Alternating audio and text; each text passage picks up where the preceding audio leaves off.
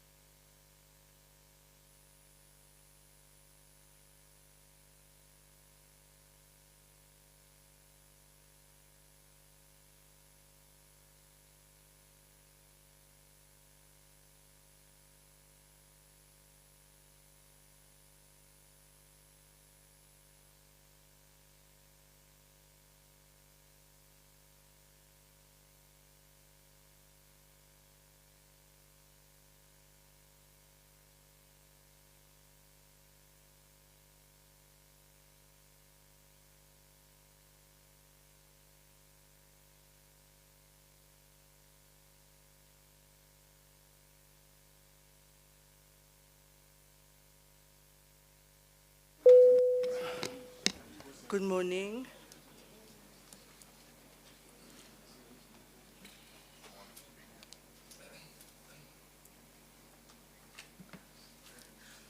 Good morning, everybody. Can I have your attention for the Executive Mayor and Deputy Mayor, please? Thank you.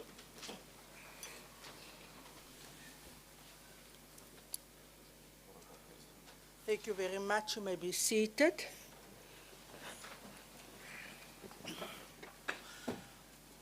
Good morning, everybody, and welcome to our council meeting for May. This morning, council have the honor of the presence of Father Robin du Plessis. He is from the St. John's Anglican Church, and he will this morning open our May council meeting with scripture reading and prayer. Warm welcome to you, Father du Plessis. Over to you. Thank you very much. Baie dankie, Madam Speaker, vir hierdie pragtige geleentheid. Kan ek net vir 'n oombliekie vra die raadslede om te staan vir 'n kort oomblik van stilte, soos wat ek verneem dat die burgemeester sy broer Matthew aan die dood afgestaan het. Kom ons staan vir 'n oomblik.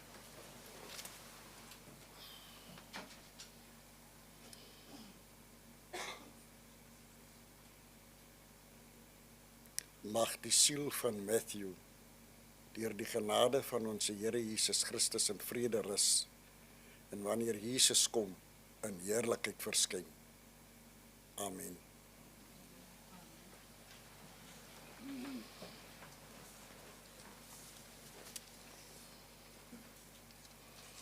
'n Kort gedeelte uit die evangelieles van Johannes hoofstuk 14, en ek hou dit aan u voor.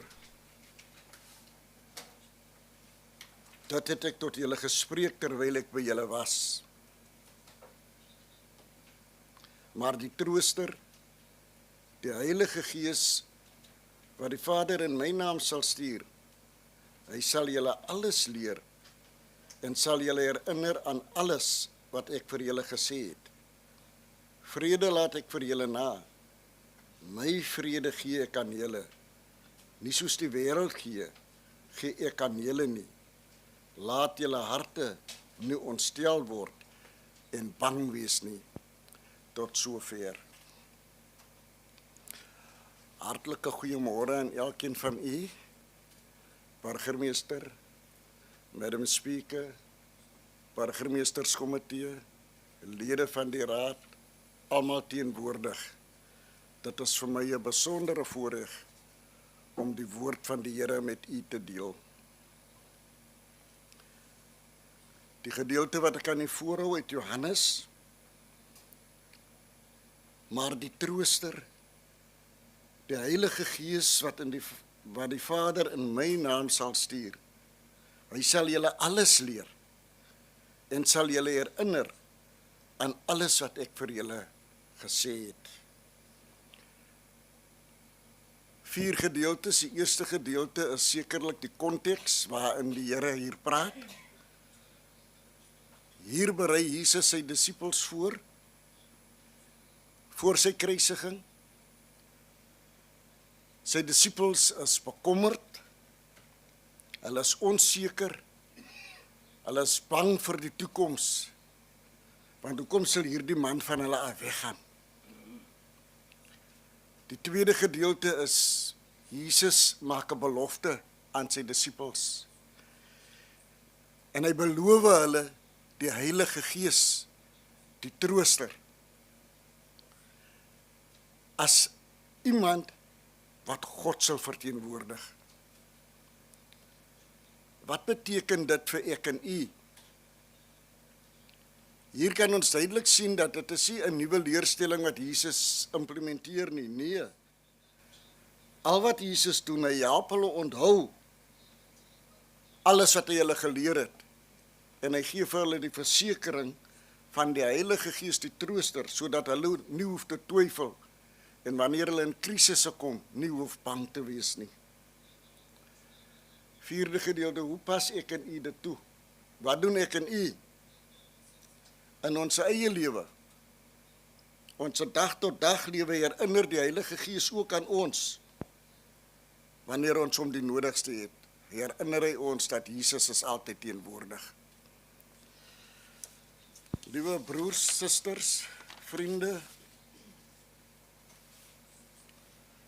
vandag wil die skrif ook aan elkeen van ons herinner aan die hoë roeping waarmee die Here ons toevertrou. Raadslede, gekies om nie oor mense te heers nie, maar gekies om met toewyding, met liefde en om met nederigheid te dien. Johannes 13 lees ons van 'n besondere oomblik van Jesus. As Jesus, die meester en die Here, dan die voete van sy disippels gewas het, beopdrag hy ook ons, elkeen van ons, dat ons mekaar se voete moet was. Net kortliks, u sal sekerlik onthou dat dit is die laagste vorm van diens wat aan 'n slaaf toegeken is, as hy die voete van iemand moet was. Dat herinner vir ek en u vanoggend daaraan, dat ons diens is nie om gedien te word nie, maar om te dien.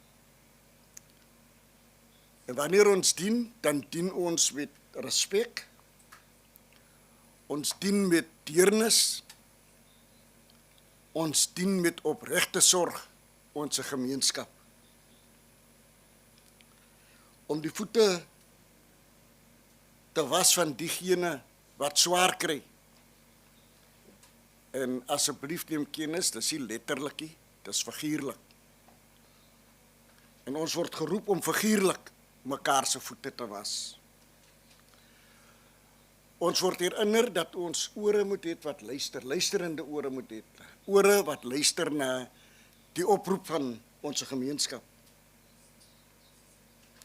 Ons word herinner dat die besluite wat ons maak dit nie vir onsself nie, maar vir ander. Daarom moet dit besluite wees wat billik is. In ons onderskeie wyke word ons herinner om die gees van liefde, van nederigheid te wees, self te wees. Dit is my gebed vanoggend in hierdie raad, dat wat ook al die besluite is wat ons vandag doen, dat ons dit sal doen met die wete, dat ons geroep is tot diens. Dit beteken ons is nie vir selfverheffing geroep nie, Mag hierdie vergadering vandag 'n plek wees van wysheid, van eenheid, van opregte betrokkenheid by ons mense. Ek herinner u, as ek dan die Here, die Meester, julle voete gewas het, behoort julle ook mekaar se voete te was. Laat ons bid.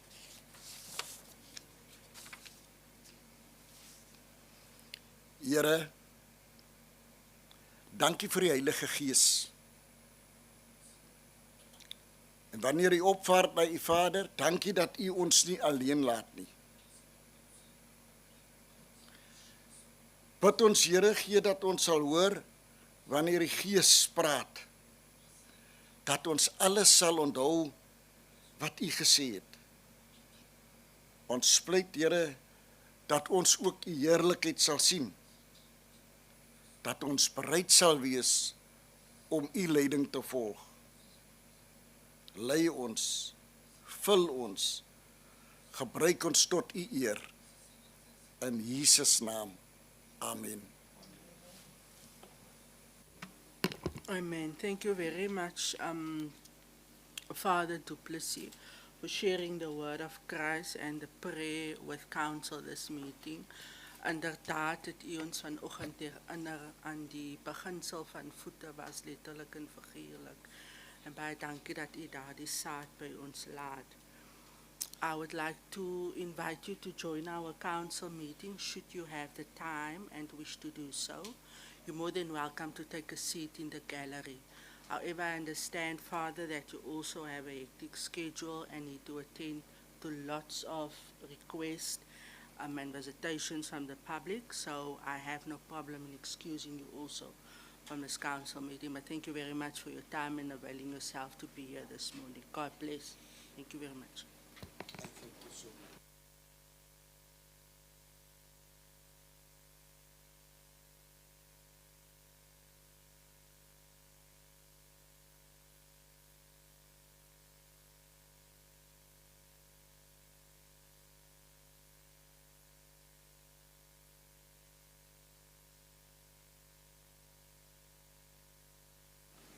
Thank you very much. We now wait upon our Executive Deputy Mayor to please take his seat. Honorable Executive Mayor, Deputy Mayor, all members of Council, Municipal Manager, all our directors present, our staff, our support staff, our sign language interpreter, our language interpreter, the legal department, and the members of the public who is joining us this morning virtually. Warm welcome to the council meeting of May. Our attendance register, can I have an indication where it is at this moment? Thank you very much. It's in circulation. Kindly please do sign.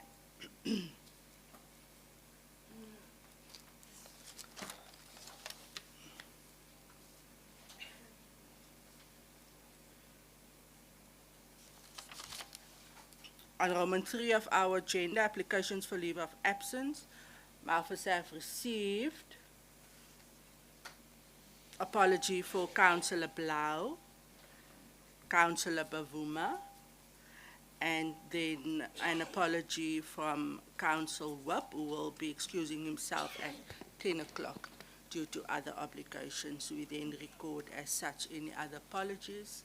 I note none. Everybody is present. Thank you very much. Roman 4 on our agenda is the disclosure of interest in terms of Schedule 7, Code of Conduct for Councillors in terms of the Local Government Municipal Structures Act 2000. Can I have an indication from any councillor? Do you wish to declare interest on any item of the agenda? None. Thank you very much. Roman 5. Disclosure of benefits in terms of Schedule 2, Section 5, which is the Code of Conduct for Officials of the Local Government Municipal Systems Act 2000. Municipal Manager. Nothing, Speaker. Thank you very much. We record as such. We are then at Roman 6 on our agenda, which is the confirmation and signing of previous council minutes.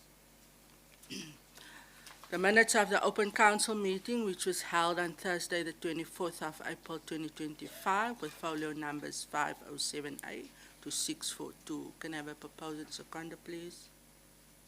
Madam Speaker, I do propose an item. Thank you For the very minutes, much, Alderman Delamain. Do we have a seconder?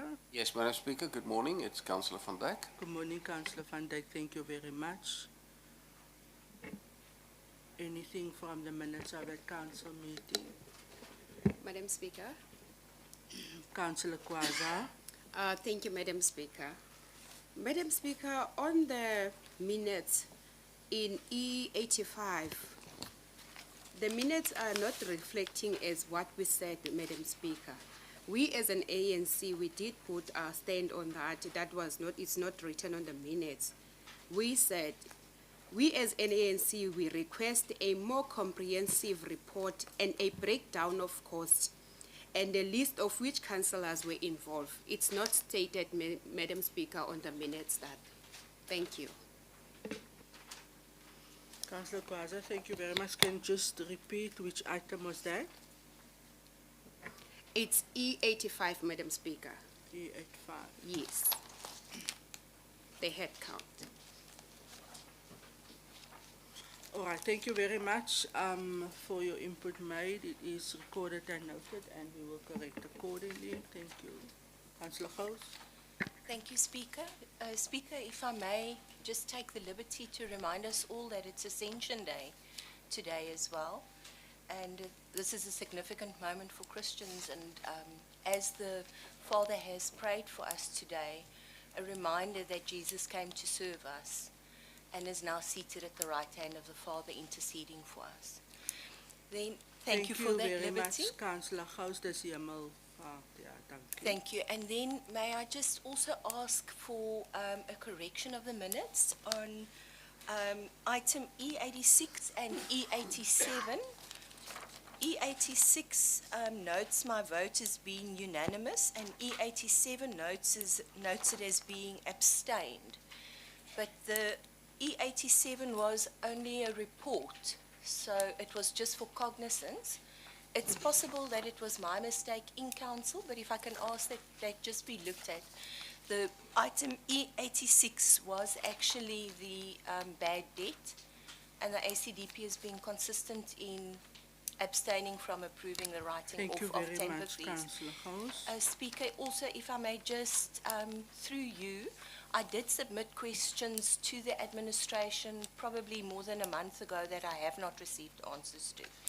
So just a correction on that. Thank you. Thank you. The correction's been noted and will be amended accordingly in terms of the questions. The office of the mayor have received it, and the mayor will respond to that as per the agenda. Thank you very much.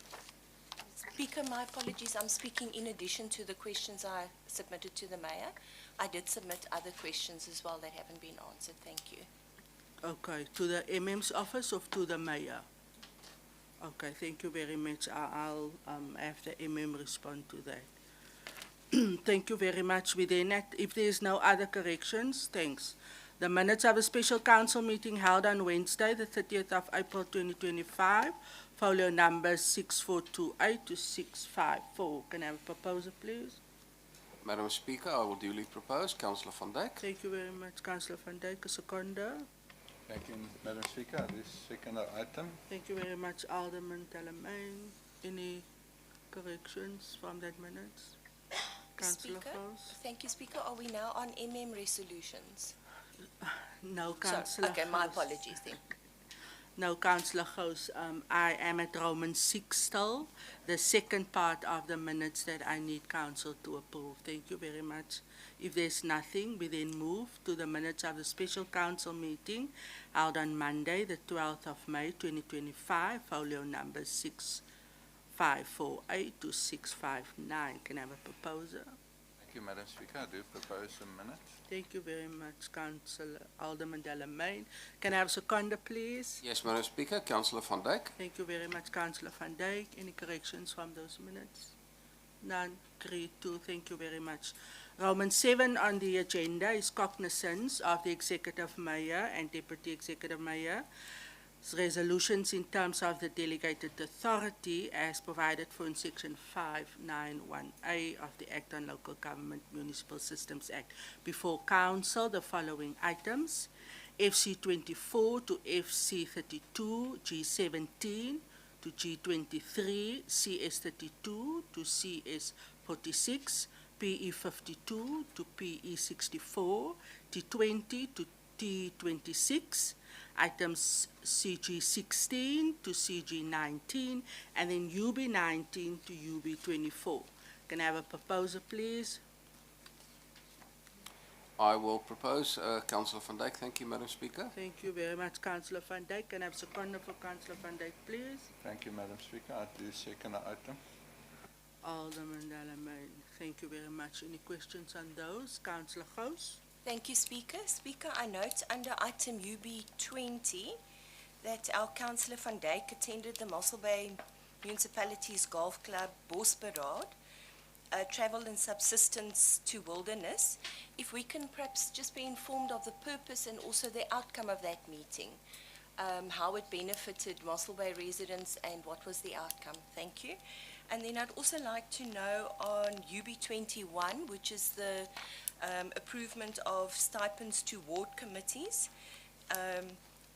Are our ward committees fully functioning? Can we see the attendance registers for this year? Thank you so much. Thank you very much, Councillor Gous. On UB20, I don't want to speak on behalf of the Executive Mayor, but I'm sure there is a report because the Mayor assigns the MACO members. Don't know if the Mayor wishes to respond on that, but I do know that the portfolio chairpersons does submit feedback reports, Councillor Gous. Then on UB21, active ward committees for the municipality, indeed so. I have yesterday looked at the report that I need to submit to province. I signed it off following all the ward committee sessions that was held, and indeed there has been meetings for this year. I don't know if Director Potgieter wishes to add to that, but I can confirm that our ward committees is active. We, however, do have a few vacancies on various of the ward committees. It's due to people just resigning, etc. And then those the process for that is that the ward councillor gets an opportunity to fill that vacancy, which my office also signed off. Director Potgieter. Speaker, I confirm what you've just said. We have registers of everything and records, etc. I support what you said, Speaker. Thank you very much. Councillor Gous, you're welcome to visit my office. All the files for the ward committees is there. Thank you very much.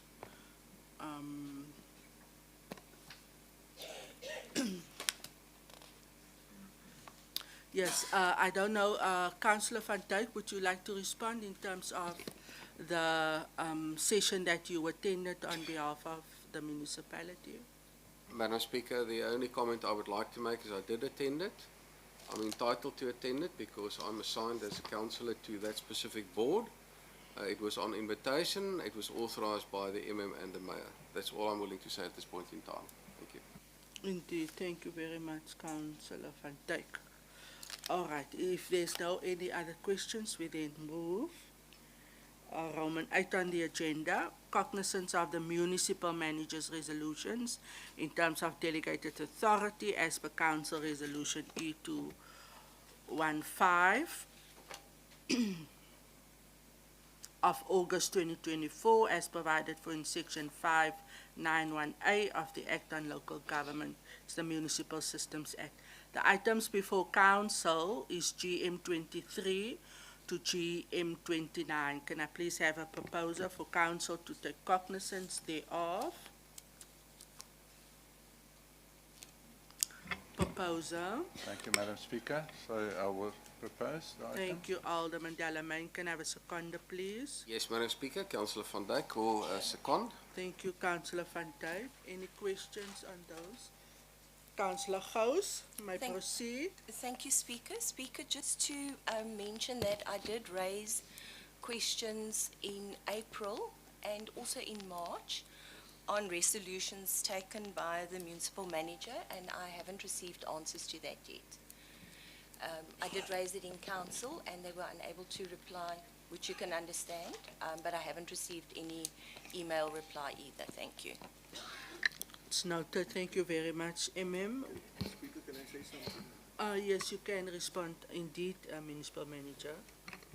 Speaker, I really want to ask Council to assist the administration this morning.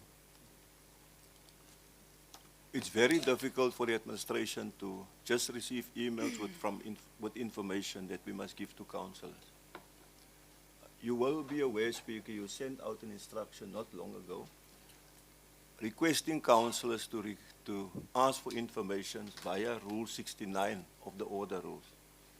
And I think there are specific reasons as to why Rule 69 is in the book, Speaker. It will help us as administration a lot if councillors can adhere to Rule 69. Because, Speaker, as I've mentioned it in the past already, we're working in a political system, Speaker. We are officials, not politicians. There's a reason why questions must go to the portfolio chair. The administration helped that portfolio chair to assist with the answers, and he sends the answers back to the councillor. So, Speaker, I really make a serious request on behalf of myself and the administration sitting there. It's very difficult for them. Many a times questions are asked, and a lot of information must be looked up. And if you go back, you'll find that some of the information was already in reports coming to council. So I want to make a request. I like to help, Chairperson. I will never say no to a councillor. Councillor Gous knows. But it's difficult for us. You must remember we are trying to manage the town with 140,000 people. I receive on average, about 250 emails per day, Speaker, which I don't get time for during the day to attend to it because my diary is simply too busy, and I speak on behalf of the directors also sitting there, and as well as other correspondents that must attend to where we must deliver services to our community. So I will really make a very humble plea, Speaker, and the father asked us to be humble this morning, that councillors adhere to Rule 69 and ask the questions in according to Rule 69, Speaker.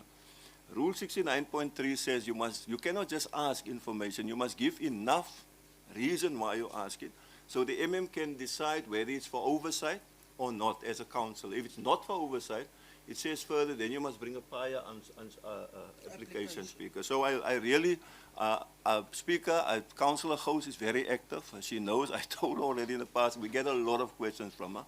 And sometimes you get entangled with all the emails that you receive because I don't go and look for the information myself. Some I must send to this director, to that one, and sometimes you lost track of time due to the busy schedule that we have on a daily basis. So I will attend to all the outstanding stuff, Councillor Gous. I will, definitely. But just help us by sending it to the portfolio chairs. You can copy me. Councillors can copy me anytime because in the end the administration will help the portfolio chairs to collate the information and send it back to the relevant councillor who wants the information. I will really appreciate it. I see Councillor Gous is nodding, Chair. Thanks, Speaker. Thank you very much, MM. This is not for debate. Your response is noted, and by nodding, I assume that Councillor Gous accepted as such. However, I have, as a courtesy, sent out a formal memo.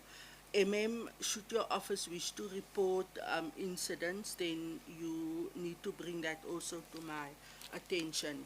I have received one request which I attended to, but I am also from my side asking that councillors then follow the procedure as per the request and the rules set out in our order rules. Madam Speaker, thank you.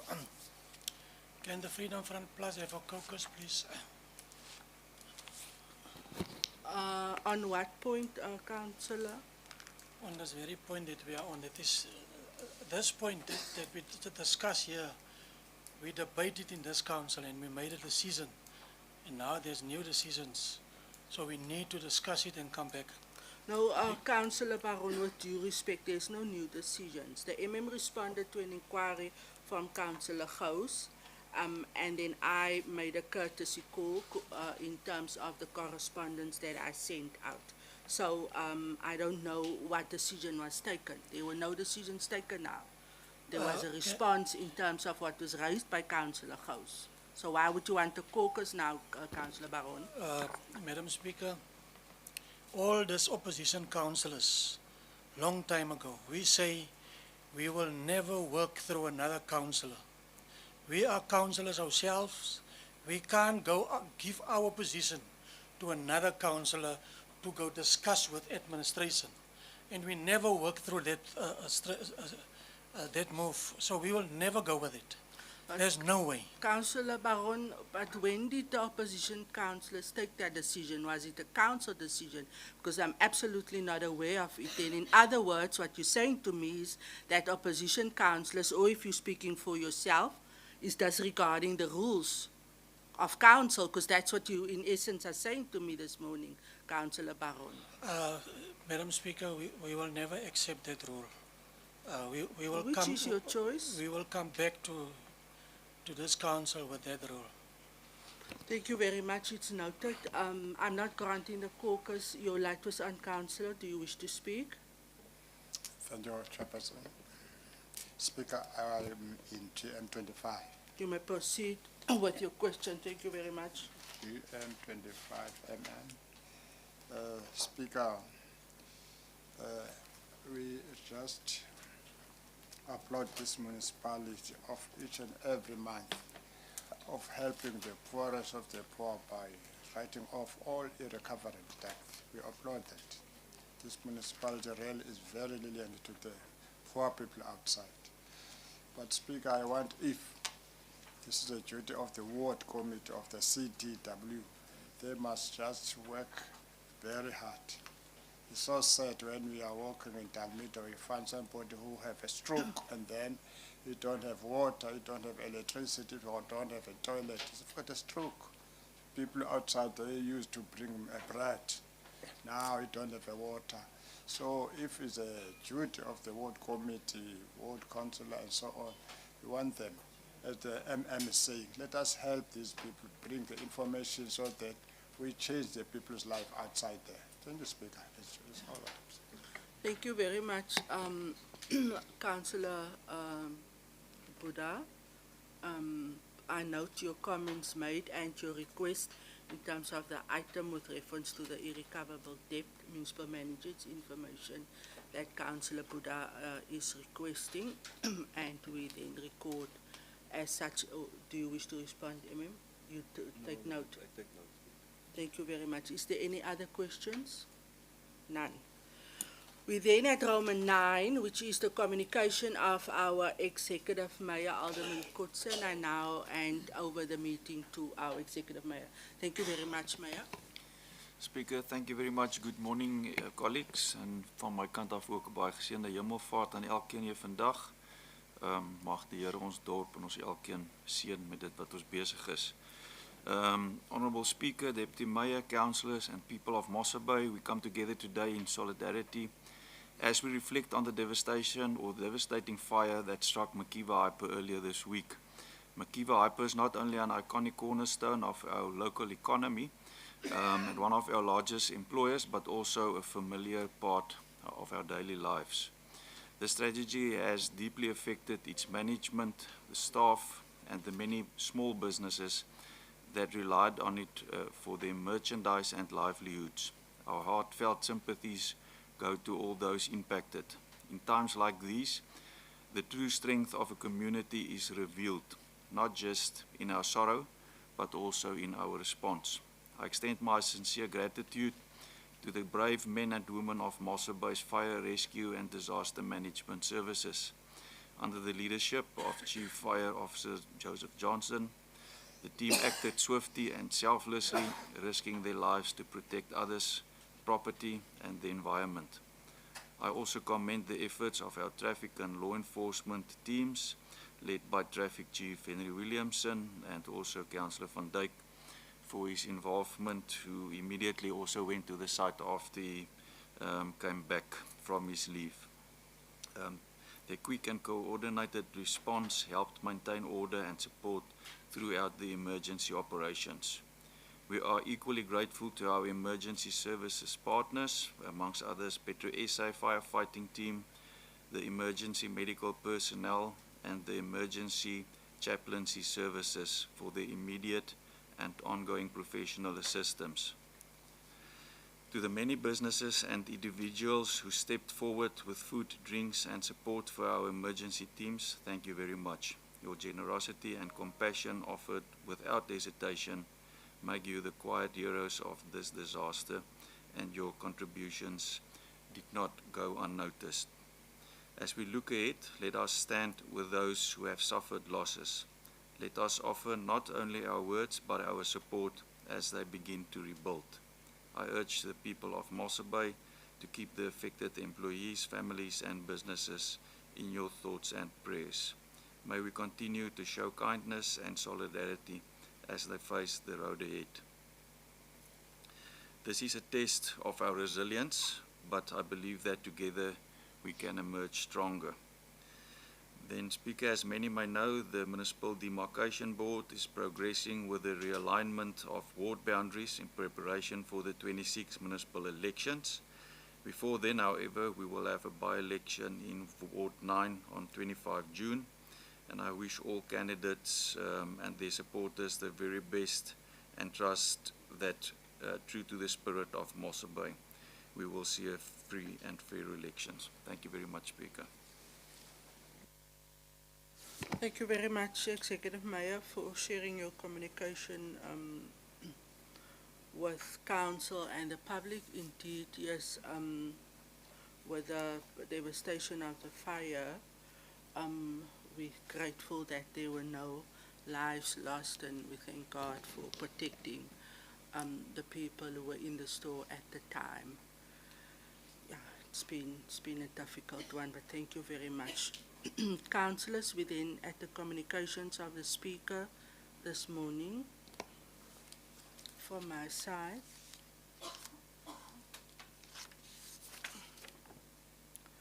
let me start by congratulating our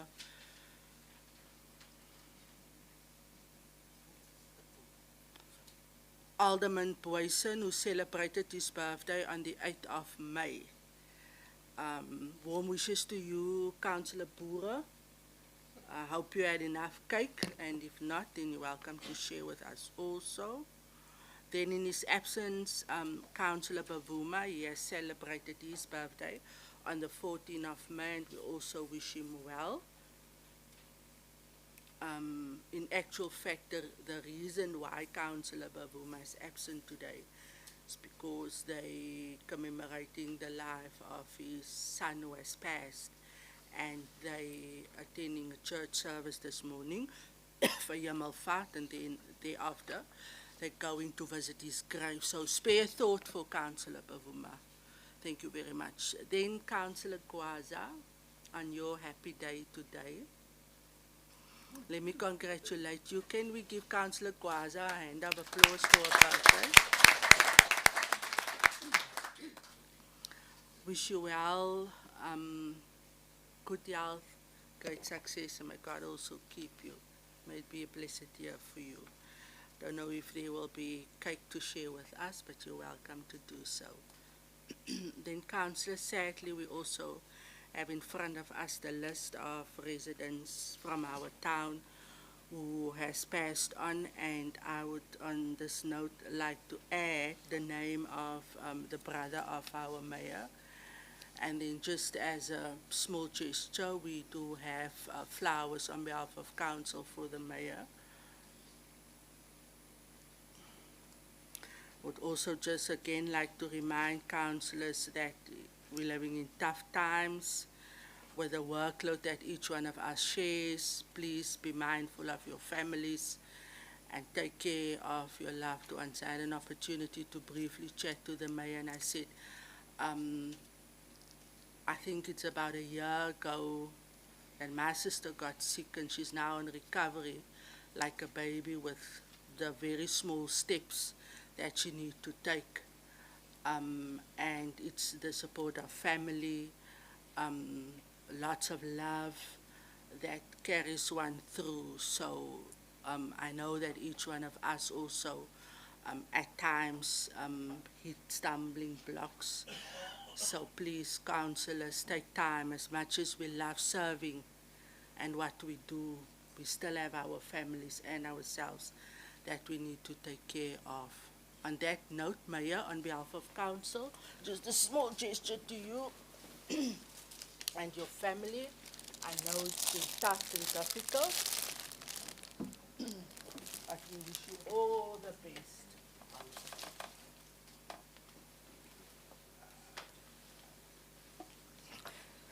Thank you very much. Then we are on Roman 10 of our agenda.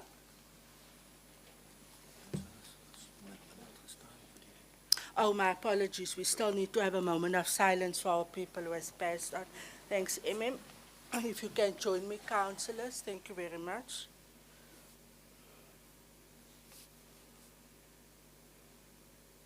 Thank you, everybody. You may be seated. Then we are at Roman 10 of our agenda, and Councillor Gous have submitted written questions, which we will now attend to. Thank you very much, Executive Mayor. Can I have the read, Councillor van Dijk? Madam Speaker, if I may, could we also wish the whip the yes. well wishes? Yes, we can. For those of you who do not know, our council whip became a father of a beautiful daughter early this week. So congratulations, Council Whip. We wish you all of the best with lots of nappy changes and crying during the night. Macy brings you lots and lots of joy to you and your wife.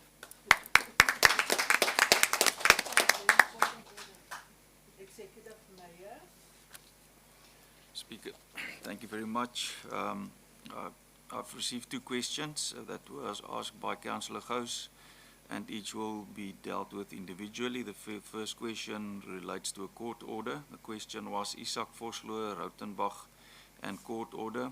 Why has the court order not been enforced? And then the answer is it appears as if the various complaints between the two neighbors, being Rautenbach and Vosloo, dates back to 2017.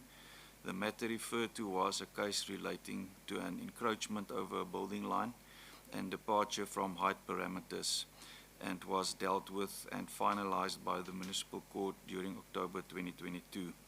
The outcome of the municipal court proceedings was a sentence and not a civil court order.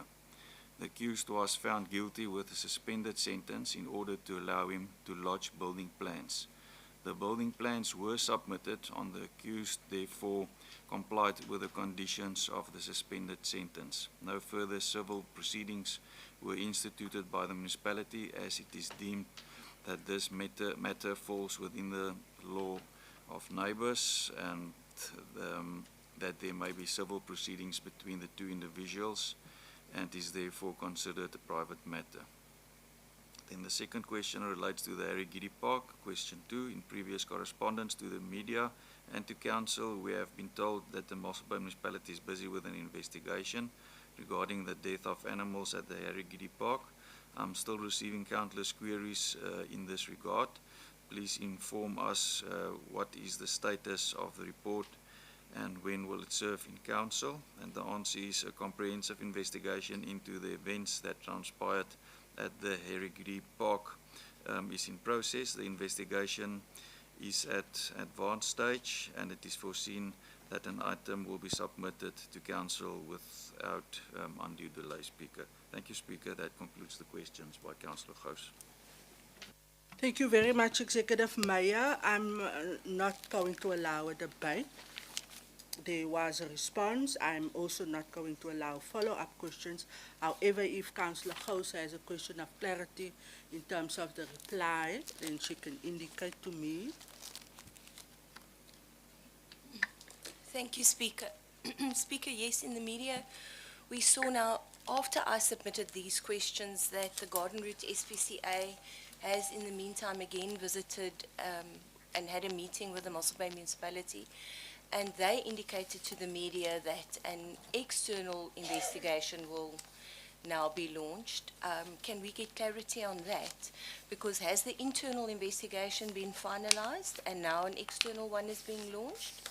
Thank you. Thank you very much. There's one question of clarity.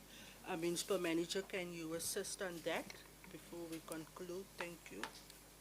Speaker, no, it's not an external investigation. It's a further investigation by our internal auditors regarding we look at if there will be possible financial misconduct. That's what's taking the time, Speaker. So it's not external investigation per se. It's all part of the one investigation. And as Mayor said, everything will come in a report to Council as soon as we can. Indeed, thank you very much for the response to the question of clarity. That concludes the questions. We then at the agenda for this morning. Councillor Botha, I note your light. You may proceed. Thank you, Madam Speaker. At the end of the ordinary agenda, we would just like to bring Council's attention to an item in terms of Rule 34.1. Thank you, Madam Speaker. Thank you, Councillor Botha. We will then deal with that, our rule as such, at the end of our open council agenda. Okay, we then at the first item for today. Page 660, item E109, in front of Council, we have the writing of irrecoverable debts for the period ending May 2025. Recommendations in front of Council for consideration. Can I please have a proposal in this regard? Good morning, Madam Speaker. I would like to propose. Thank you. Morning, Councillor Furness. Alderman Furness proposing as finance chairperson. Can I have a seconder for Councillor Furness? Yes, Madam Speaker, you do. Councillor Kannemeyer. Thank you very much, Councillor Kannemeyer. Opening up for questions from Council. I see the light of Councillor Gous, Councillor Gwaza, and then Councillor Gous in that order. Thank you very much. Thank you, Madam Speaker. We want to applaud the municipality for going to Dalmeda to go and serve the people. But we need a proper survey whereby the municipality, the officials can go out and service the people, because we've got elderly people, we've got people that are disabled, that have a problem with every time that the municipality will switch off the electricity, whereby they must come down to the municipality to open it, and they don't have that money to come down. If the officials, they can go up to the community to do a proper. Thank you. Thank you very much, Councillor Gwaza. INC thanking there with a vote of thanks for the indigent drives, which I believe are being held in our community halls. And then just a request that we continue with those in particular in our disadvantaged area. Duly noted. Thank you very much. Councillor Gous, baie dankie. Thank you, Speaker. Speaker, just to note, the ACDP abstention, not against writing off bad debt for indigents, but because the two issues are collated in the report, it also includes an amount, I think, of almost 15,000 Rand written off of tampering fees, and that's what the ACDP objects to. But unfortunately, because it's one item, I can't abstain from only a part. Thank you. I understand. Thank you very much. We then record that the ICDP is abstaining from item E109 for the reasons mentioned by Councillor Gous. Is there any other inputs? No objections? The item thus carries with a majority vote, and we note the abstention from the ICDP. I am on item E110. Disposal of capital assets. Can I please have a proposal in terms of the recommendation? Madam Speaker, I'd like to propose. Thank you. Thank you, Alderman Furness. Can I have a seconder for Alderman Furness, Madam please? Speaker, second. Thank you. Thank you very much, Councillor Kannemeyer. Is there any questions of clarity from any council on this item? None. Agreed to. Thank you very much. We then move to item E111, disposal of capital assets, removable capital assets count for 2025. Can I please ask, in terms of the recommendation serving before council, a proposer? Madam Speaker, I'd like to propose. Proposing for approval recommendations 1 to 3. Alderman Furness, can I have a seconder for Alderman Furness, please? Yes, Madam Speaker, Councillor Kannemeyer. Indeed, thank you very much, Councillor Kannemeyer. Is there any questions from any councillor on this item? I see the light of Councillor Gwaza. You may proceed. Thank you, Madam Speaker. On this item, Madam Speaker, there is 114 items that has not been found. What is the explanation for these missing assets worth of 341,923,000? And how will the directors ensure that a similar incident don't occur in the future? Thank you, Madam Speaker. Indeed, thank you for your two questions. No other lights. Councillor Gous, you may proceed before I then ask, MM, will it be the CFO? You, MM. Councillor Gous, u kan voortgaan, dankie. Baie dankie, Speaker. Speaker, I would like to, I'm sure there's a good explanation, but I noticed one of the things, for example, that's missing is a Wendy house. So I just want, I mean, a library book I can understand, but if we can just get, I'm sure there are reasonable explanations. Thank you.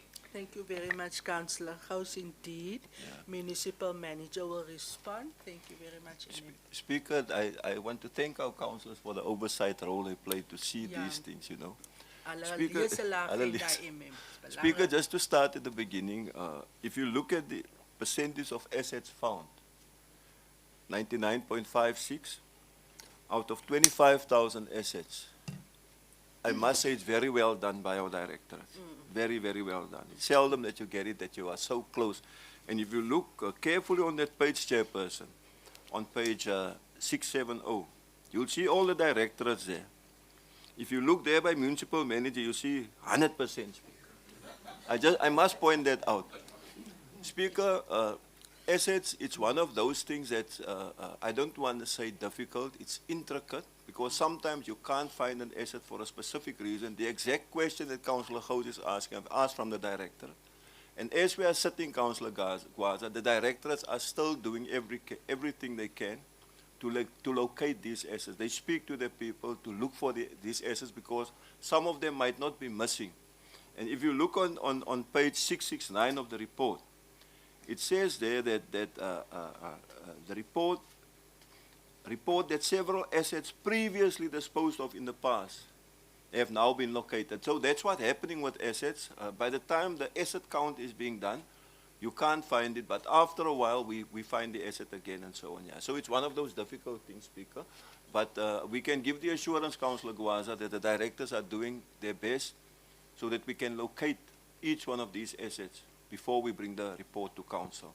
It's an ongoing thing. It's a legislative thing, CFO, that we must bring the report as soon as possible to Council when we write off assets. Yeah. Thanks, Speaker. Yeah. No. So, Councillor Gous, I'm sure that the Wendy house it will pop up somewhere because it cannot be missing here. Thank you very much, Municipal Manager. No other questions, comments, agreed to? Thank you very much, councillors. We then at item E112.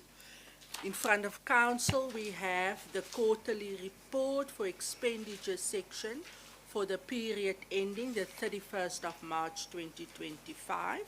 For Council to take cognizance, can I please have a proposer? Madam Speaker, I would like to propose. Thank you, Councillor Kutsia. Can I have a seconder, please? Yes, thank you, Madam Speaker. I would like to second. Thank you, Councillor Annie Janse van Rensburg. Any questions from that report?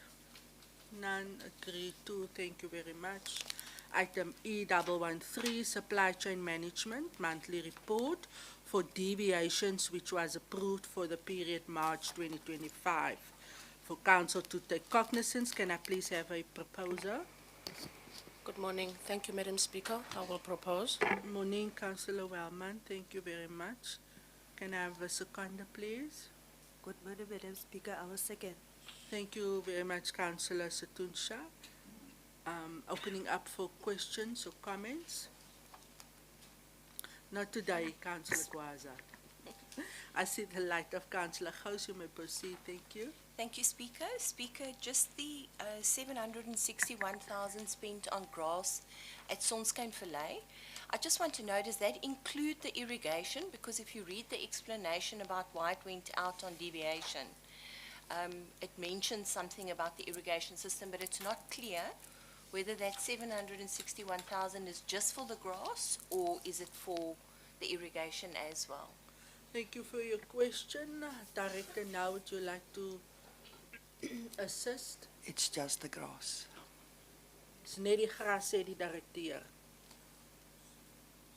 Thank you very much for that response. Any other questions of clarity? Done. Thank you very much. We then move to item E114, monthly reports with regard to supply chain management for March 2025.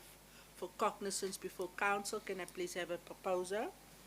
Yes, Madam Speaker, I would like to propose. Thank you, Councillor van Rensburg. Answer van Rensburg. Can I have a seconder? Thank you, Madam Speaker. I'll second. Thank you. Thank you very much, Alderman Furness. Is there any questions from this report? Councillor Gous, you may proceed. Thank you, Speaker. No questions, but may I please take this opportunity to thank the person that's compiling the reports.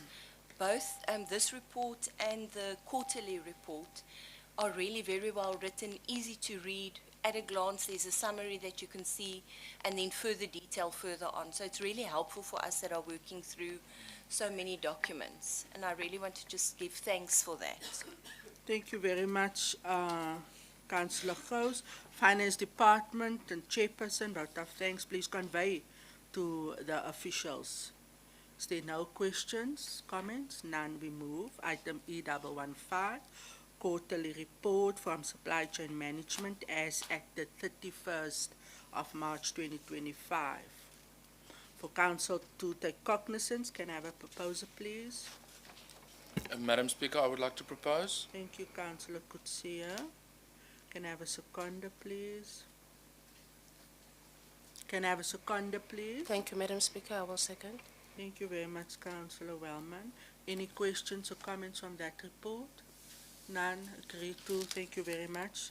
Item E116, quarterly variement report for the period ending the 31st of March 2025 for council to take cognizance. Can I please have a proposer? Thank you, Madam Speaker. I'll propose. Alderman Furness, thank you very much. Can I have a seconder, please? Thank you, Madam Speaker. I will second. Thank you, Councillor Wellman. Any comments or questions from that report? Councillor Gous. Thank you, Speaker. Speaker, this is a report that appears every month in our Finance Committee and then comes to Council. And I just want to ask if it's possible with the reporting, if we can, rather than have the full 3-month report, if we can rather have a report just for that month. Because now you've got to scroll through stuff that you've already scrolled through in the previous months just to get to the stuff for March. If we can just have for that month, it will really assist us. And then I just also want to apologize. Sometimes it's true that we do miss things, but this will make it a bit easier. Thank you. Thank you very much. The municipal manager has noted that request. If there's no other comments, we then on item E117, proposed new bylaw for the Mossel Bay Municipality, and it's a bylaw relating to traffic offences. For council to consider recommendations listed 1 to 3, can I please have a proposer? Madam Speaker, I would certainly like to propose, and I would also like to thank Mr. Prince and his team, as well as the head of departments that have played an instrumental role in formulating this new concept in terms of the bylaws. It creates a lot of flexibility and also creates us to close a number of loopholes that currently exist. So I'm quite proud to actually propose the said item. Thank you, Madam Speaker. Indeed, thank you. We note in the recommendations that a workshop will be held with the full council and that it will also go on public participation. Can I have a seconder for Councillor Van Dijk, please? Good morning, Speaker. Yes, you do. Thank you. Morning, Councillor Mvumbu. Thank you very much. Any questions? I see the light of Councillor Liebenberg and Councillor Machesini in that order. Councillor Liebenberg, you may proceed. Thank you. Thank you, Speaker. This is just a concern I have. Number 43, the animals on public roads. Do we currently have a suitable person or institution to impound these animals? Because I think it was mentioned earlier that this must go out on a tender basis. I just would like to know. Thank you. Thank you very much. The Chair, Vasi Royalege. Councillor Machusini, can I have the light for Councillor Van Dijk and Mr. Johnson, please? Madam Councillor Speaker, if Van Dijk. you'll indulge Yes, you the may. answer. Madam Speaker, yes, there is a tender or tenderer that is supposed to deliver the services and should impound the animals, so that is definitely in place. It is in place. Mr. Johnson, acting confirm as such. Councillor Liebenberg, you covered? All right. No objections? Councillor Machusini, thank you very much. Thank you, Madam Speaker. As we, as ANC, we will not support this bylaw. Sorry. Because it's oppressing our taxi people. For example, if the municipality of Mossel can make a stop for the taxis, can be better to be, maybe we can accept it, but now, for now, we don't support it. Thank you. Thank you very much. No objections to the item. It will go out on public participation. Councillor, would you like to add anything? Madam Speaker, if I may, and if you'll indulge the answer, there are frequent discussions with the taxi associations. At current, we've set 3 specific dates to discuss various issues with regards to rankings. So through you, Madam Speaker, to Councillor, it's happening on a continuous basis. The traffic bylaw makes provision for us to enhance safety features and mechanisms within the town. The taxis is an important role player, but yet this is not what the bylaw is all about. It's about regulating and making sure that the powers are executed and given to officers that can now act on specific legislation. So it's also on the expansion of powers. So when you go into the workshop, Councillor, I think you would understand that it's a lot broader than only that. But there's frequent discussions. There's a good relationship between law enforcement and the taxi association. So that's definitely not the intent. Indeed, thank you very much. Councillor Machusini, I'll allow a follow-up. Thank you. Yes, we do understand other aspects of this bylaw are correct for us.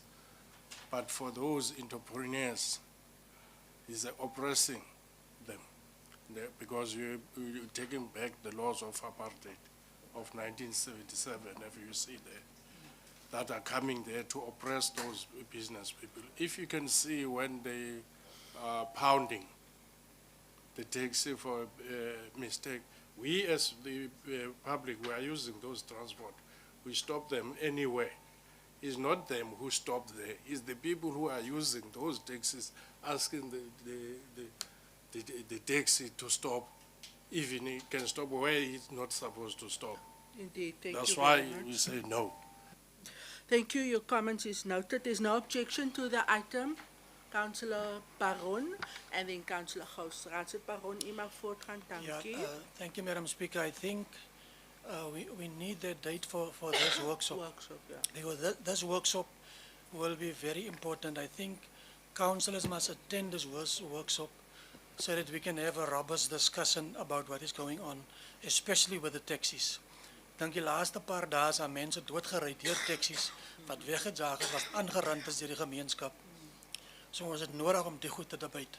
Thank you. Indeed, thank you very much and for supporting my work also by ensuring councillors' attendance at these workshops, because that's the opportunity where we have, like Councillor Baron said, robust discussions, you give your input, and we amend the policy in order to serve the greater community. Acting Director, it would be appreciated if your department can then look at a date soonest for that workshop. Thank you so much, Mr. Johnson. Councillor Gous. Thank you, Speaker. Speaker, specifically about the workshop, I'm wondering why the item has come to Council prior to us having a workshop. isn't it better to engage us in a workshop before we bring the item to council? Because this is quite presumptuous. Possibly one of the other councillors might have had a positive contribution that could have been included before the bylaw goes out to the public. Thank you for your question, Councillor Gous. MM would like to respond. Chairperson, you cannot accept a bylaw if it's not pre-run by existing legislation.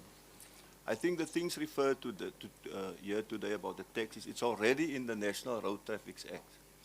This item is to ensure that we can give our law enforcement people more powers, which they don't have now, that will help us, Councillor Byron, to do better law enforcement in the end. So that is the reason why it's here. And if at the workshop, Speaker, something serious come out, obviously it's a council's policy in the end. We bring it back to council and change it. If at the workshop something serious is wrong with it. Indeed, and also through the public participation. That's right. Because the public will also have input, right, MM?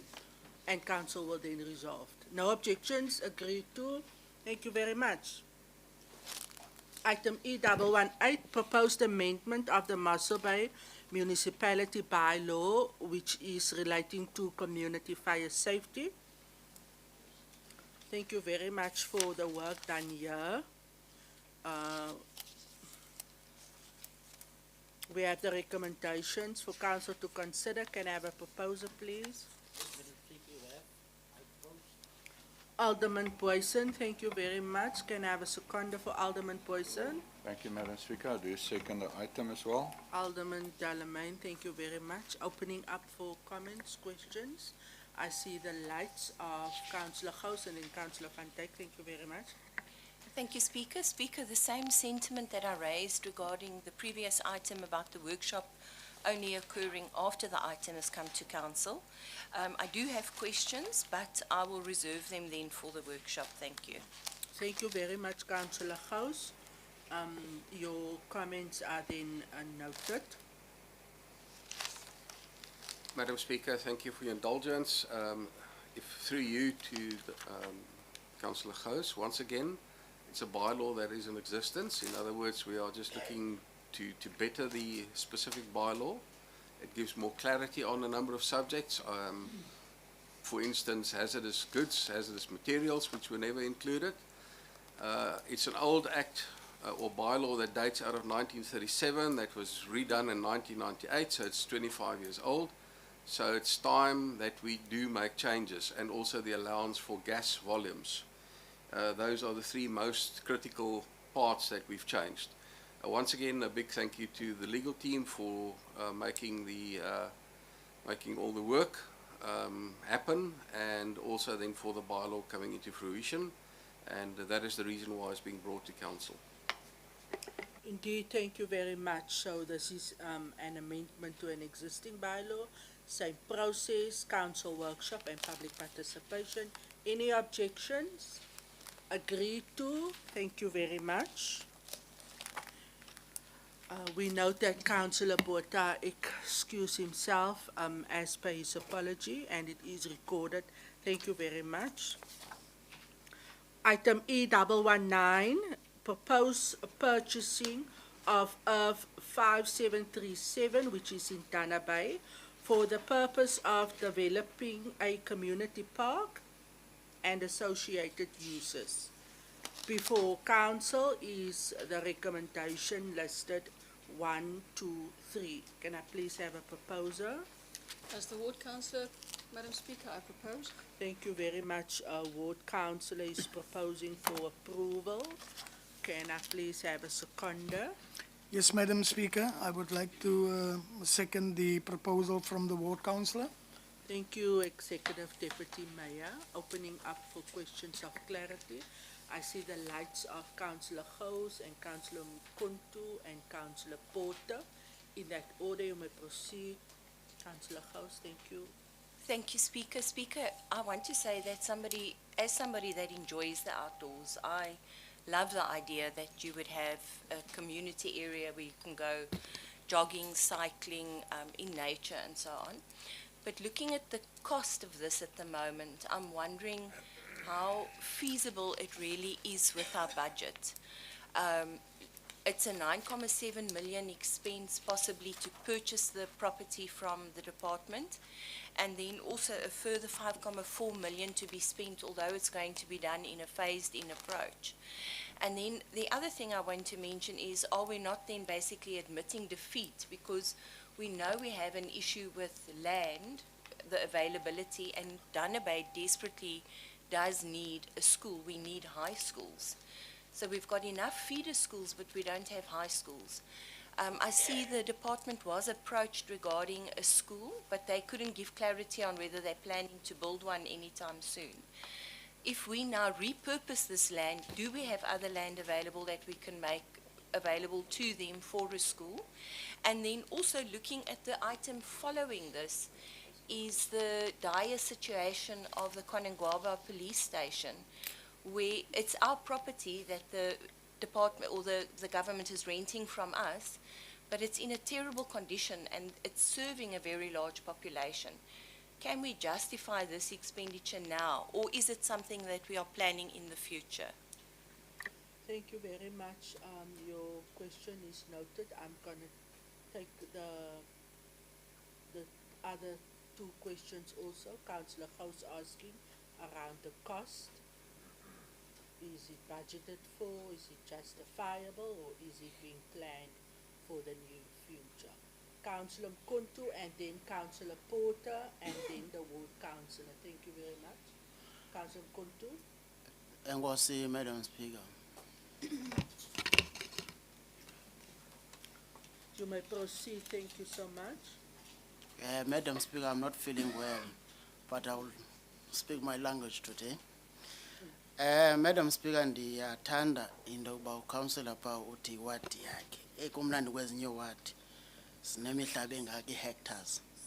Ndiyacela next time xa kwenziwa le demarcation, I hope bangasinika nathi imihlaba sikwazi ukutsho into yoba makwenziwe into ethile. For the site le ANC, Madam Speaker, kumhlaba omkhulu kakhulu lo, and apha kulo masipala sisoloko sithetha ka-town planners. Councillor Mkontu, the interpreter is saying that you are in a hurry. He needs an opportunity to interpret. Yes, I'm in a hurry.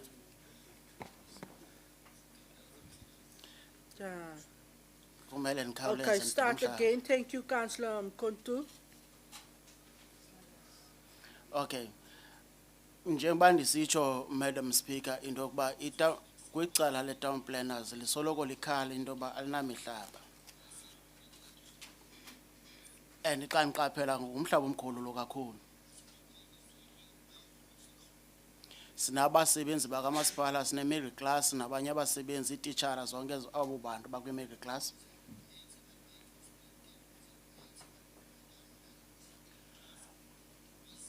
Abangenamhlaba, abarentayo. Mna bendinocebisa okanye as ANC besinocebisa into yokuba lo mhlaba kuthethwe public works into yoba unikezelwe for i-middle class.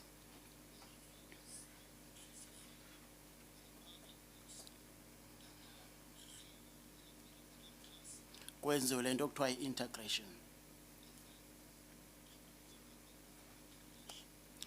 ANC si against into yokuba kuthiwe mawunikezelwe for i-parking ne-animal rehabilitation center ne-cycling.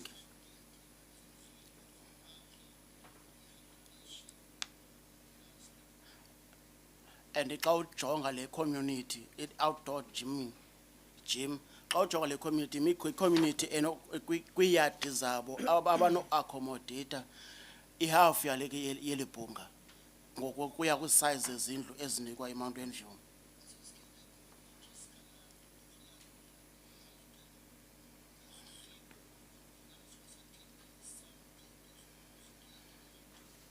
So i-priorities zikamasipala zinika i-question mark kuba sinabantu abaninzi abasokolayo abadinga umhlaba ngaphandle.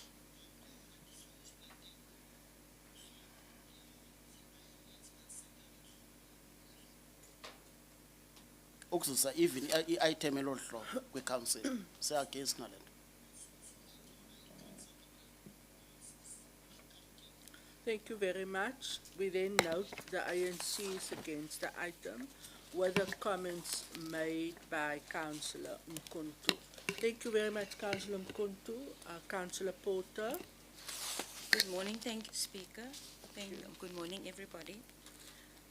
Speaker, while the Patriotic Alliance is not against any councillor bringing proposals to this council for development or buying of land or anything, but Speaker, we need to consider the rest of the community of Mossel Bay as well.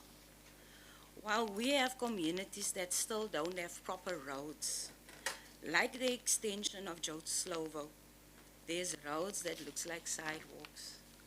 There's people staying in that area that has cars. The tires of the cars get damaged because of the stones. The roads there is not proper. While a ward councillor would come and just ask for millions to be spent on a certain project within a specific ward, the Patriotic Alliance would like things to start balancing in our town. I'm going to make another example, Speaker. We have Ward 9, for instance. There was a toilet project. Up until today, we don't know what happened to the toilet project of the Almeida, Tarka, Ward, the whole Ward 9. That is, I know it might be far-fetched, but I would like the municipal manager to consider giving answers to that also, because that thing is just dead. It's not being speaked about in this council. And while I was reading this, Speaker, all this stuff came to mind. And for that, I would just like this council to consider, when making a decision, that we need to look at the imbalances in this town and try to make things balance. Thank you, Speaker. Thank you, Councillor Porter. And the position of the Patriotic Alliance on the item? Kan ek hier rooi lig vir die raadslid kry net om op rekord te gaan? The Patriotic Alliance is against this. Thank you, Speaker. Thank you very much, Councillor Porter, for your comments and input made. With reference to the toilet project, I will ask Director Venter to respond later on that, but your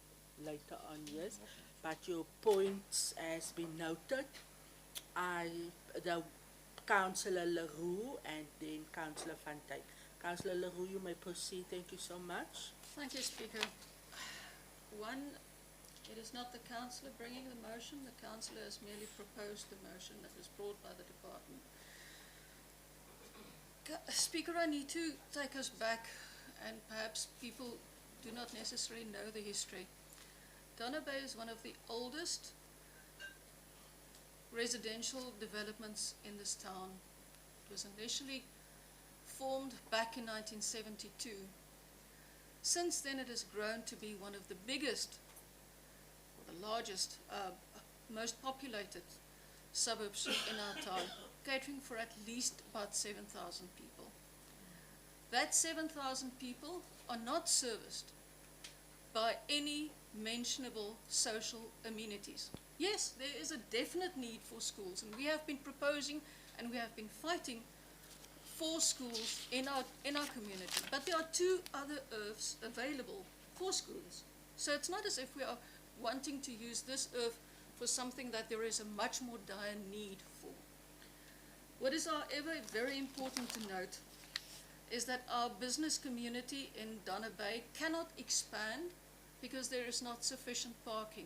The availability that was made around businesses in Donna Bay does not allow for the expansion of more parking. Where the town initially served about 2,000 people, they now have to cater for 7,000 people without any availability of parking. This is one of the ideas that we have with this park, is to provide more parking so that economic development may be able to be promoted in that area, on an equitable basis. And Speaker, yes, sadly, this council has not in any way made any kind of economic development investments in Donna Bay as it has done in many of the other communities that is mentioned here. So there are no like-for-like economic development opportunities in Donna Bay. It is important also to look at job creation. There are no ways that jobs can be created, even through informal trading, because there is no space for informal trading. There are no opportunities for informal trading. And we have battled this for how many years? The proposal is that this park will eventually provide for those kind of opportunities. There is not a library in Donna Bay. People have to travel at least 10 odd kilometers. People going to school in Donna Bay, school-going children, their parents have to transport them 10 odd k's per day just to get them to school, 10 odd k's per day again. There are no fully funded official transport for those learners. The whole proposal is that this development will be the catalyst for more equitable social development. And yes, I fully agree and I fully support the notion that there is a definite need for our middle class housing.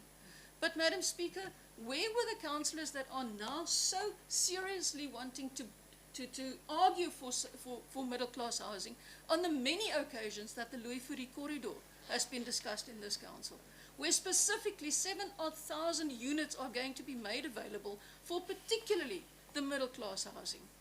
So why was that not taken up? And yes, I hope that my colleague will, Councillor van Dijk, will add to the proposal or the question in terms of the police station in Kwanangaba, because I take you back that not very long ago, this council has actually decided at a split of the cost of well, I don't think that you can even buy a proper second-hand vehicle for the price that we are selling a larger plot of land for building a proper police station in Kwanangaba.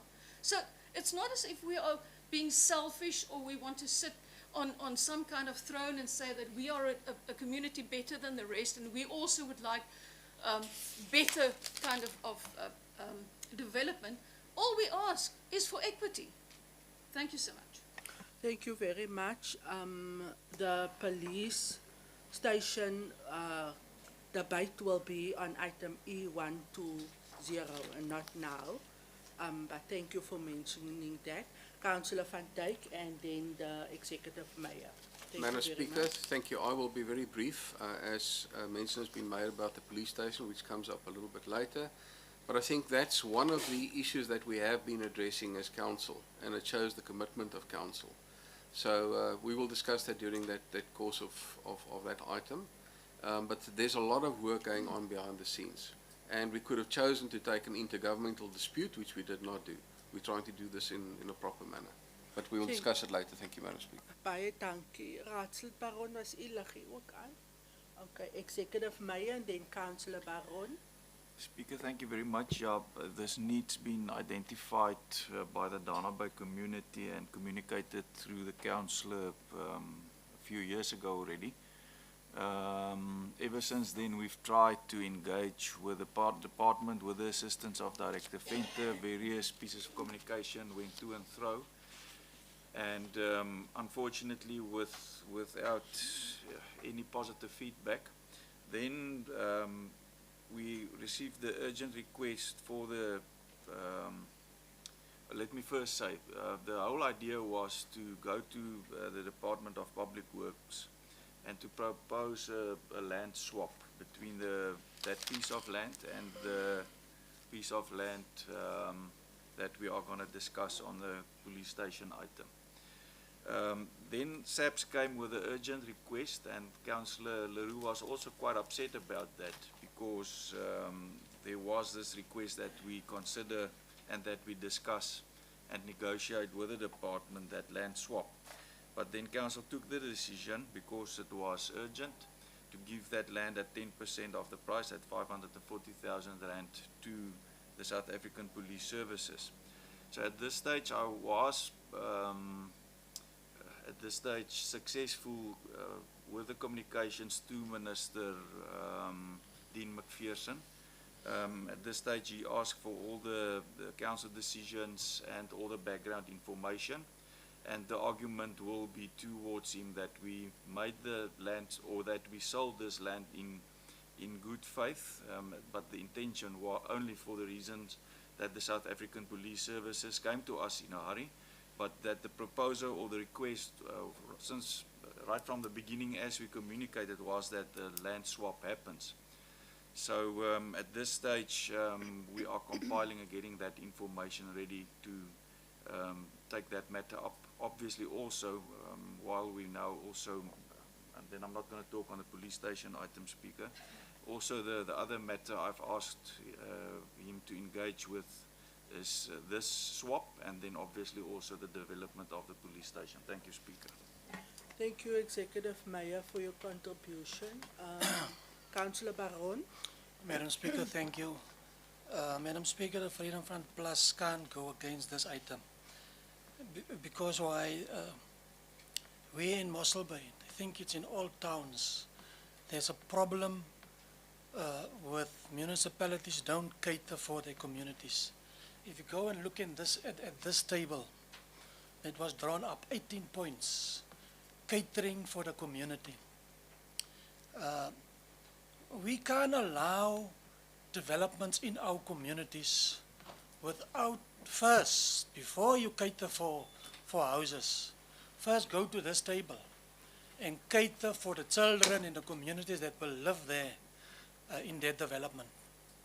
So there's no way that we can go against something that is good for our communities. We must go back to the past, because this table was implemented in the past within our communities. It's gone. That's why our children is gangsters now. There's nothing to do for them. So this is a good thing. Thank you.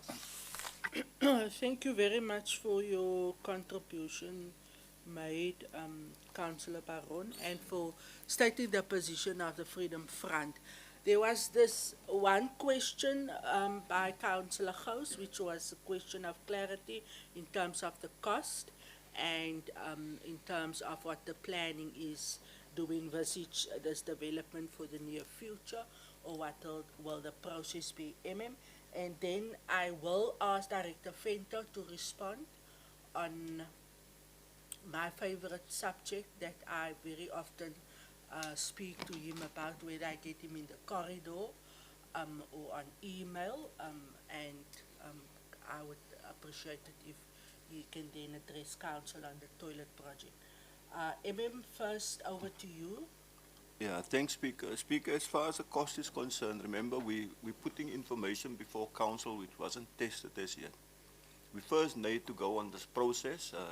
Point 3 of the recommendation said that we need to bring a full report back to council so that council can see what they are letting themselves in for. Yeah. So it's a bit premature to speak about definite costs at this stage, Speaker. Thank you. Thank you very much for the response. Councillor Gous, I will allow one follow-up. Thank you, Speaker.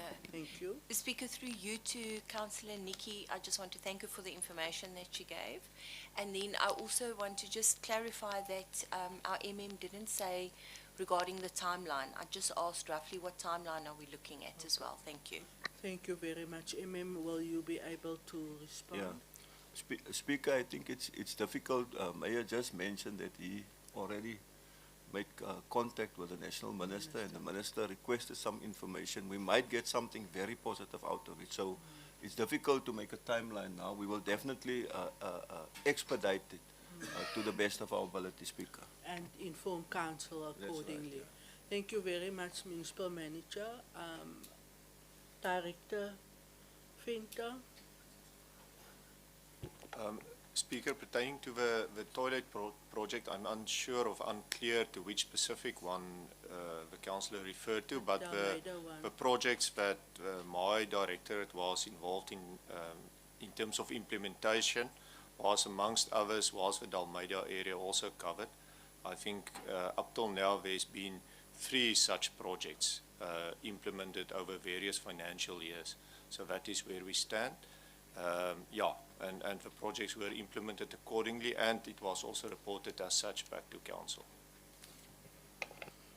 Thank you very much, Director Venter. Yes, I think the council alluded to the fact that there is still a need, and she did mention that the project is dead now, which in my opinion is not the case. So perhaps you can just give clarity on that, Director Venter, in terms of the outstanding, the last report to council, and where we are at with that Dalmeida specific project. Thank you, Mr. Venter. Speaker, thank you. The project is funded by grant funding from the Department of Human Settlements. So should the municipality not receive funding for 1 or 2 financial years, then a project can't be implemented. It might then be perceived as the project being dead. But currently, for the next financial year, a grant funding will be allocated to the municipality, and we are in actual fact currently busy going through the necessary processes to appoint the service providers to implement the project accordingly, and reports will then, as we proceed with that process, will go to council. Thank you. Thank you very much for confirming that the toilet project in Ward 9 is not dead. Thank you for responding to all the inquiries and the numerous times I personally contacted you regarding it, and for the way that you're dealing with province with reference to the project in their absence. Also, thank you to them, and I'm looking forward to the implementation of that, which I believe will be still in this year. Maar dankie, Director Venter. Colleagues, that... Madam Speaker. Yes, Councillor Mkontu, you have put your position very clear of the ANC and exhausted your no, don't hear me, wait. And exhausted your 5 minutes. If you have a question of clarity, you may proceed now, but I'm not going to allow another debate. Thank you, Councillor Mkontu.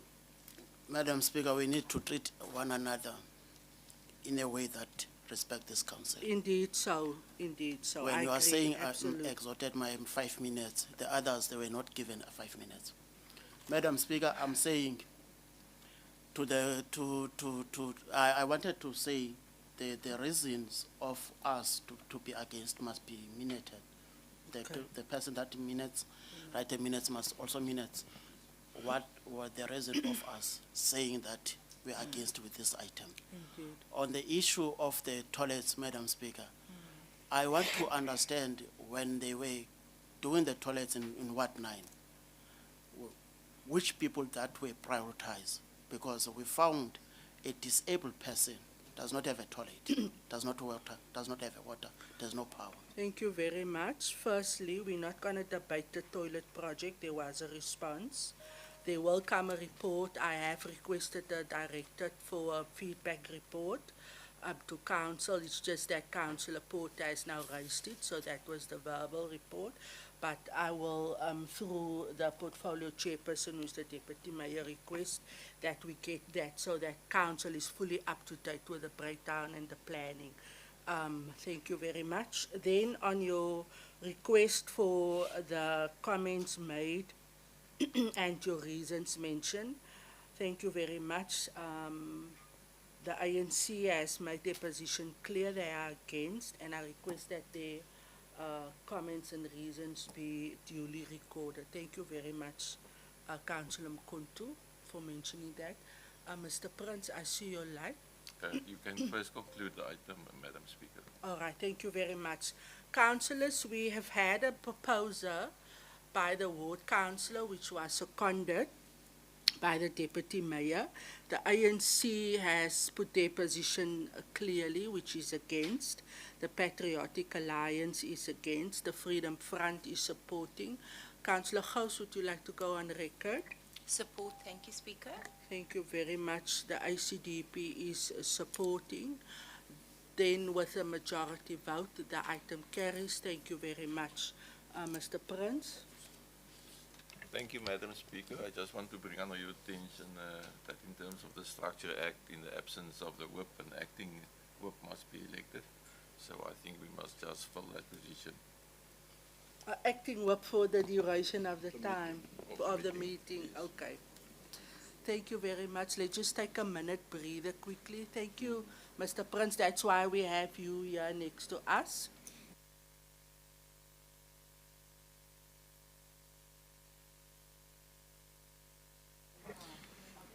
Caucus.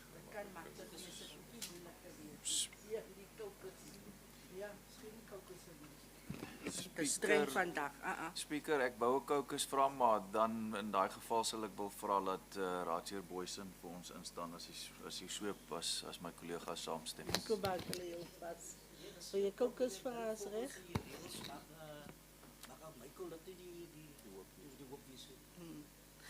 All right, 5 minute caucus vir almal. Baie dankie. Ons het daar vir 5 minute. U kan gou vinnig gaan discuss. 5 minute caucus break. Madam Speaker, we don't need any 5 minutes. We have a chief whip here, Councillor Buddha.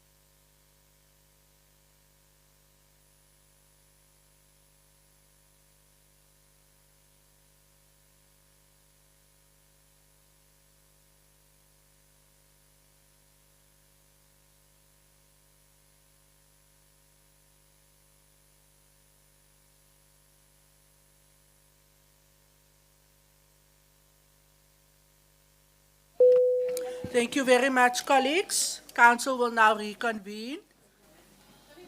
Thank you very much.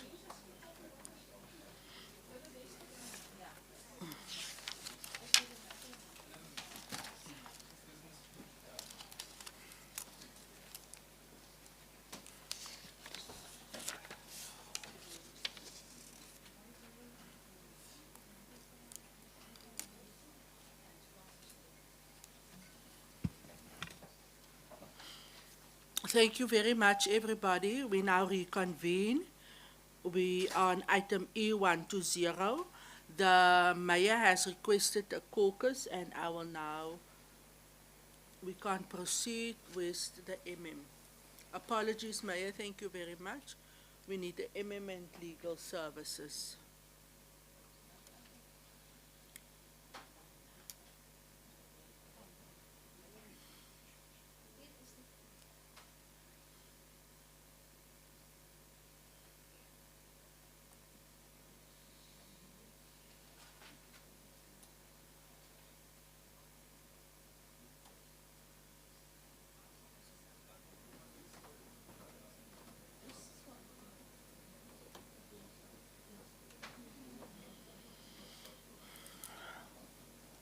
We're just waiting for the MM who was outside talking.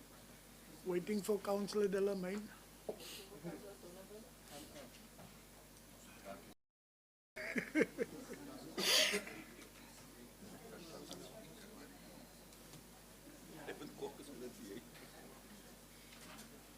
Thank you very much. The mayor has requested a caucus, and I will now request the mayor to address council. Thank you very much. Speaker, thank you very much. We did consider Councillor Buddha, and since we've got a national government of national unity agreement, that would not have been a problem, but unfortunately we don't have one locally, so we don't want to get in trouble. You know, we play by the rules, so for this time around we're going to propose Councillor Lodewijk Coetzee. Thank you, Speaker. Proposal for Council Whip, Councillor Coetzee. Can I have a seconder? I'm seconding the proposal. Thank you, Speaker. Thank you very much. Any counter proposal? None agreed to. Thank you very much. Congratulations, Councillor Coetzee. Council Whip for the duration of our council meeting. Thank you very much. You can, yes, you can move to the front. Councillors, we are on item E120. Before council is the application for the extension of lease for the municipal building and premises. This is for the Kwanangaba police station situated on Earth 759 and on a portion of Earth 760 and 913 in Maikali Street by the National Department of Public Works. We have the item and the recommendations for council to consider, 1 to 2. Can I please have a proposer? Thank you, Speaker. I propose that we accept the application of the lease. Thank you. Thank you very much, Councillor Mvumvu. Can I have a seconder, please? Thank you, Madam Speaker. I will second.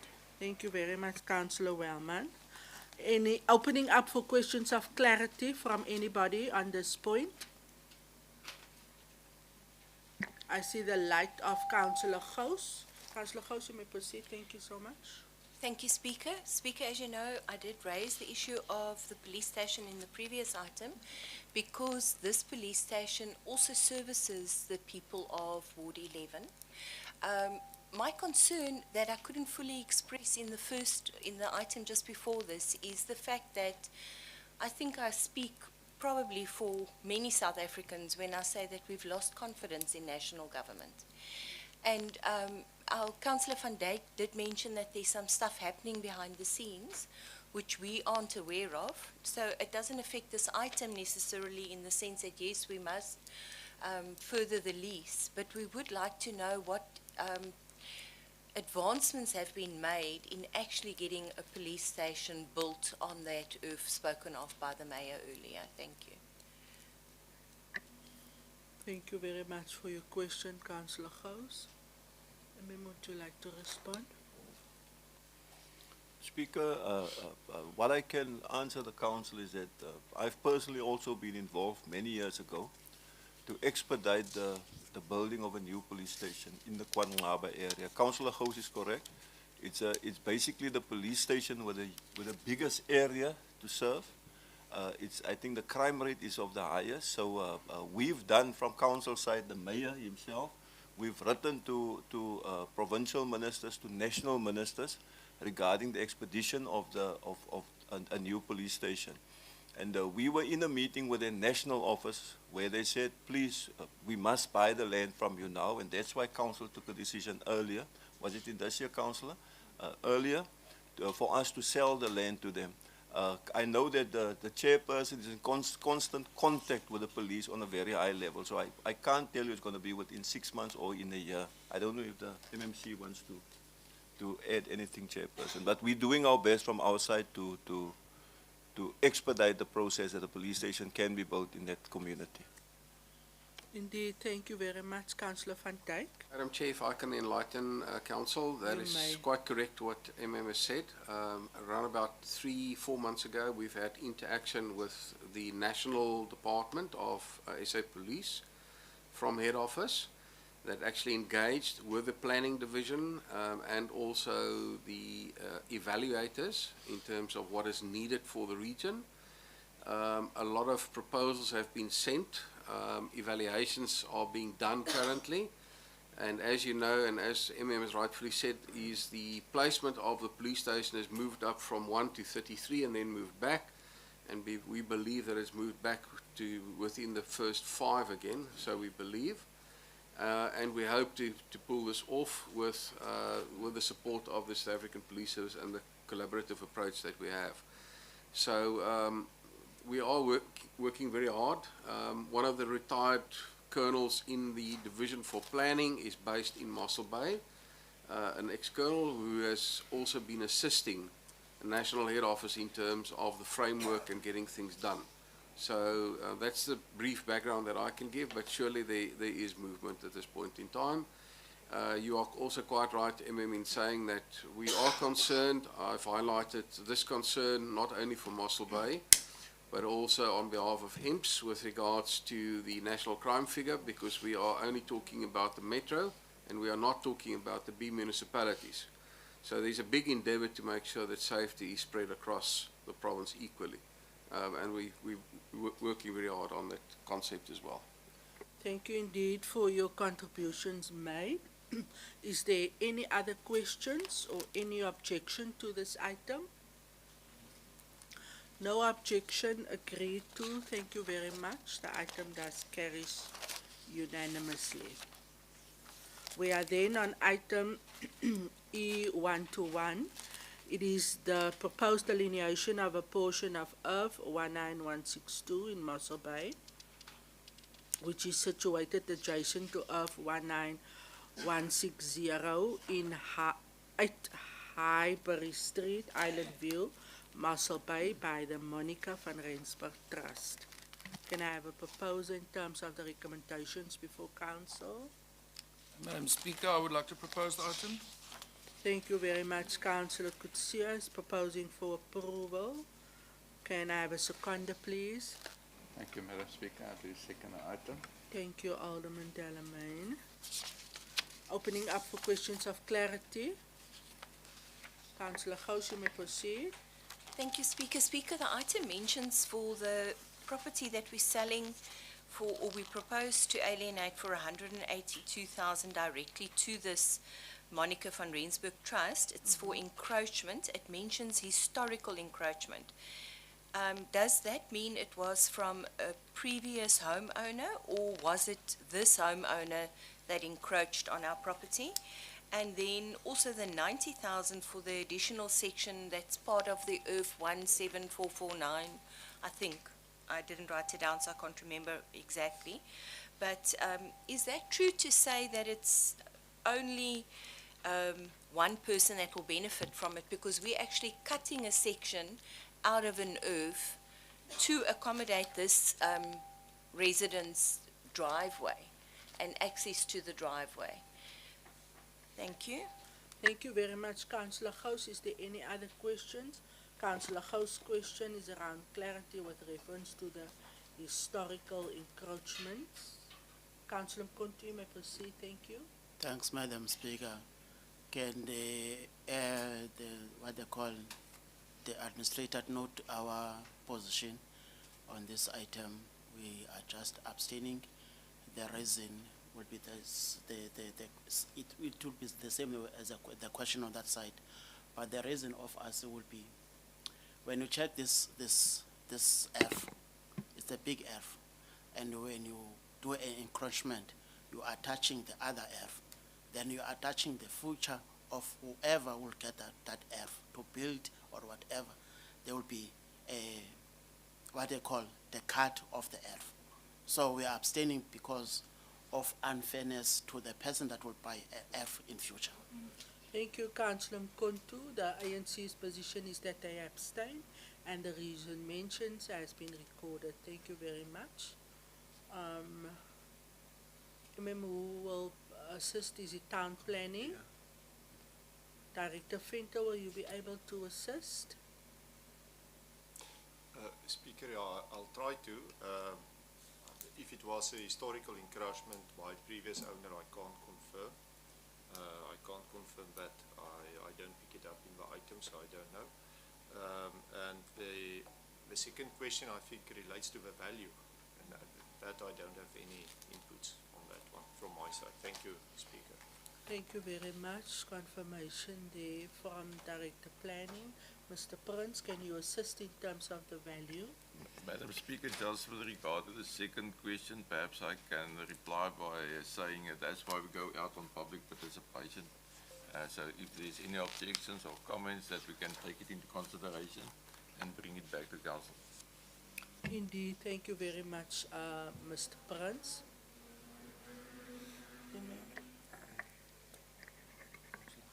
Question of clarity, Councillor Gous? Yes, thank you, Speaker. Speaker, if I can then just via email get a response to the two questions I asked, I'll appreciate it. Thank you.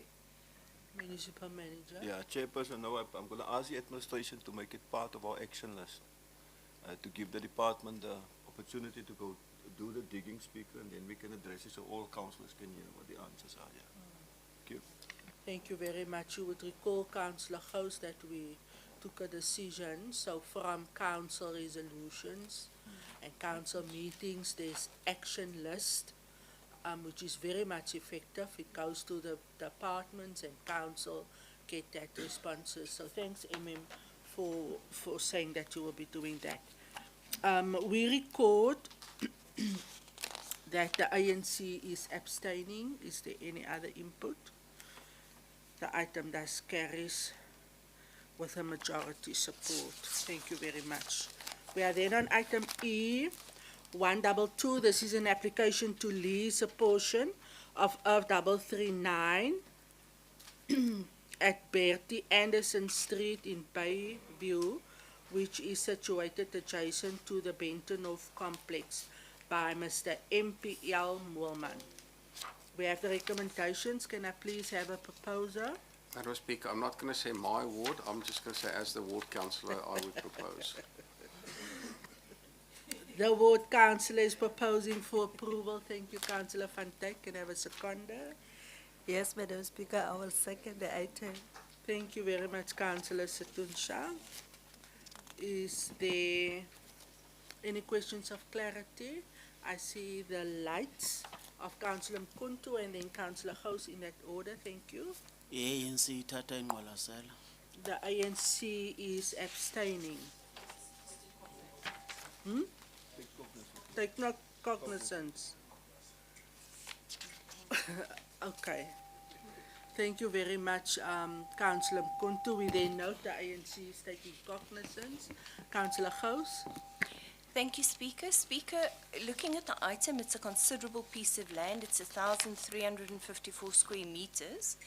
And it's mentioned that the person wants to rent it from the municipality, 9 years, 11 months, 250 Rand per year. And the reason we're giving it at such a cheap price is because it's deemed to be in the public interest. The The applicant states that he wants to use it for gardening purposes. I presume that it is to maintain the gardens that are currently there. But if it's in the public interest, will it remain open to the public, or will this person be able to prohibit the public from using the area? Thank you for your questions of clarity. Mr. Prince will assist. Thank you very much. Thank you, Madam Speaker. Yes, this is a public piece of land in Hartenbos, with a historical background. This is supposed to be maintained by the municipality, in fact, and then they realize that it will be easier for the homeowners to do it, and therefore the application. So it's both hands washing each other in this regard. But it's an open space, open to the public. It forms part of the community, in fact. Thank you very much. One last by Councillor Gous. Thank you, Speaker. I understand, and thank you for the reply that we've received. I think the question that I need a definitive answer on is, will this space remain open to the public? Yes. Will that be part of the resolution? Will it remain public? Mr. Prince, to confirm as such, Mr. Prince, you want to go on record? Yes, Speaker, as I said, it's part of the community, so it's open to the public. But it forms part of that complex. Forms part of the complex, however, open to the public. Thank you, Mr. Prince. Is there any objection? With the ANC only taking cognizance, the item is approved with a majority support. Thank you very much. Item E 1 to 3 before Council is the establishment and participation in the Joint Municipal Planning Tribunal. For Council to consider the recommendations, can I ask for a proposer? Madam Speaker, I would like to propose the item. Recommendations 1 to 5 being proposed by, just make sure. Councillor Kutsia, can I have a seconder for Councillor Kutsia, please? Thank you, Madam Speaker. I'm seconding the proposal. Executive Deputy Mayor is supporting. Opening up the item for questions, comments. Councillor Baron, you may proceed. Yeah, thank you, Madam Speaker. Freedom Front Plus is in support. The only question through you, Madam Speaker, to the Director of Planning is, this is a necessary structure that needs to be there. But I can't recall when last did they give feedback to the municipality for the projects, the outcomes of the projects that they approved signing off. Thank you. Thank you for your question. Director Venter, would you like to respond? Yes, no, it's done monthly in the reports to the committees, decisions taken. Yeah. Thank you for confirming. It's included in the committee reports on a monthly basis. Thank you very much. Any objection? Agreed to. The item carries unanimously. Thank you so much. Item E 1 to 4. Propose demolition of structure on Earth 16920 in Hartenbos. It is affected by the landslip at CMU Park. Can I have a proposal in terms of the recommendations listed 1 to 3 for Council to consider?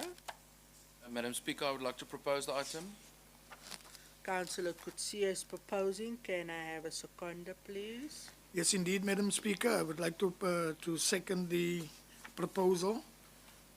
Executive Deputy Mayor is supporting. Opening up for comments. Questions of clarity. I see the lights of Councillor Gous and Councillor Machesini in that order. Thank you so much. Thank you, Speaker. Speaker, the ACDP did raise this issue in the committee. This house that's to be demolished in CMU Park at a cost of 200,000. If I understand correctly, the 200,000 is an estimate because we haven't gone out yet on tender. I did raise the issue that I thought it was quite exorbitant, and the councillor for that ward mentioned that it will also include the driving away of the rubble. But with the previous houses that were demolished, I think we were looking at about 20,000 rand a house, and I cannot imagine that 180,000 rand can be for the driving away. So I would be very interested to see what the final cost of this demolition is. Thank you, Speaker. And even in advance to say that the ACDP will be asking for detail once this has been awarded, how that tender process went out. Thank you. Thank you very much, Councillor Gous, but for this item, you're not against, not objective. Your inputs and comments are noted. Thank you very much. Any other? Councillor Mkontu? Councillor Majesine, Aye. you said so. Abstain. Councillor Mkontu is indicating that the ANC is abstaining. Is there any other inputs? We then note that the ANC is abstaining. We also note the comments made by Councillor Gous. The item carries with majority support. Item E125, alienation of unregistered herb 21791 in Mossel Bay, which is situated at Bill Jeffrey Drive in Mountain View. Recommendations to consider. Can I please have a proposer? Thank you, Madam Speaker. I propose the item. Alder Lady Reuters is proposing. Can I have a seconder, please? I'm a second speaker. Thank you very much, Councillor Claassen, for seconding. It's appreciated. Opening up for questions of clarity and any comments. Councillor Gous. Thank you, Speaker. Just to say that the ACDP welcomes the initiative, and particularly the mention that there will be no liquor store allowed, because we know that there's a proliferation of liquor stores, shebeens and taverns in our town, and the associated evils that go along with that for the communities that suffer. Thank you. Thank you very much. ACDP is in support. Ward Councillor Buddha. Thank you. Exactly, I want to say you can talk is my word. That is my word. I know exactly what is happening there. Thank you very much. No objection to this item. It carries unanimously. Thank you very much. Item E126, the updated rural development strategy before council for adoption. You would see that it now includes Abbotsdale, Bysplaas, Vlees, Bayreutebos, Brandwag, Sonskyn Vallei, Toekoms, Great Brak River, Fremesheim and Jonkersberg. Can I please have a proposer? I was proposed speaker. Thank you very much, Councillor Claassen. Has always been a champion there for rural development. Supporting. Can I have a seconder? Thank you, Speaker. I'll support the proposal from Councillor Claassen. Deputy Executive Mayor is in support. Thank you very much. Opening up for questions of clarity and comments. Councillor Buddha and then Councillor Gous. Thank you, Speaker. Speaker is in my committee. Speaker, I want again to say, just before the election in 2026, we used to have a support group here where we take, if the councillor don't know the place, like your Jonkersberg, like your everything, we used to be taken here to visit there. They call it the local inspection. So I want to do that while the elections are far away, because you are going to be anxious and say, they're going to campaign. You are not going to go to campaign. Just to have a vision, how it look like. The Jonkersberg, your Fremesheim, I know the Fremesheim, other Toekoms, I don't know the Toekoms and so on. When are you going to grant that opportunity, Speaker, please? When are you going to grant that, please? Councillor Buddha, thank you very much. Municipal Manager, we've mentioned this and I have requested it in the past. There's another request from Councillor Buddha, which is quite fair. We do have the resources that we, my office and your office perhaps just collaborate in terms of open morning to do similar to what the executive mayor does, but open it up to council. I don't have a problem with that. Amen. Chair, Speaker, now I can confirm that the director discussed with me and she's going to arrange it, but I want to ask from the official side, please, Speaker, the councillors mustn't go and do politic work there. Please, Speaker, I'm asking nicely because there will be officials with them. Yes, no, councillors will not, not wear political regalia and no canvassing are being done. Thank you very much. We will oversee that. Everybody's in support, no objections? Councillor Gous? Yes, Sorry, Speaker. I missed you. No, Thank that's you. fine. Thank you. The ACDP welcomes this initiative. Our rural communities are rich in potential, they're resilient, they're rich in cultural background, history as well, and we realize that they face significant challenges. Just yesterday on one of the groups, we noted 2 members in rural communities that are struggling with access to the SASSA doctor, for example, and also to hand in SASSA application forms and so on, because Tusong only comes around every now and then, sometimes every month and so, but these are the challenges that they face, with up to the cost of 600 Rand for a trip from Herbertsdale into Mossel Bay and back again to get their business done.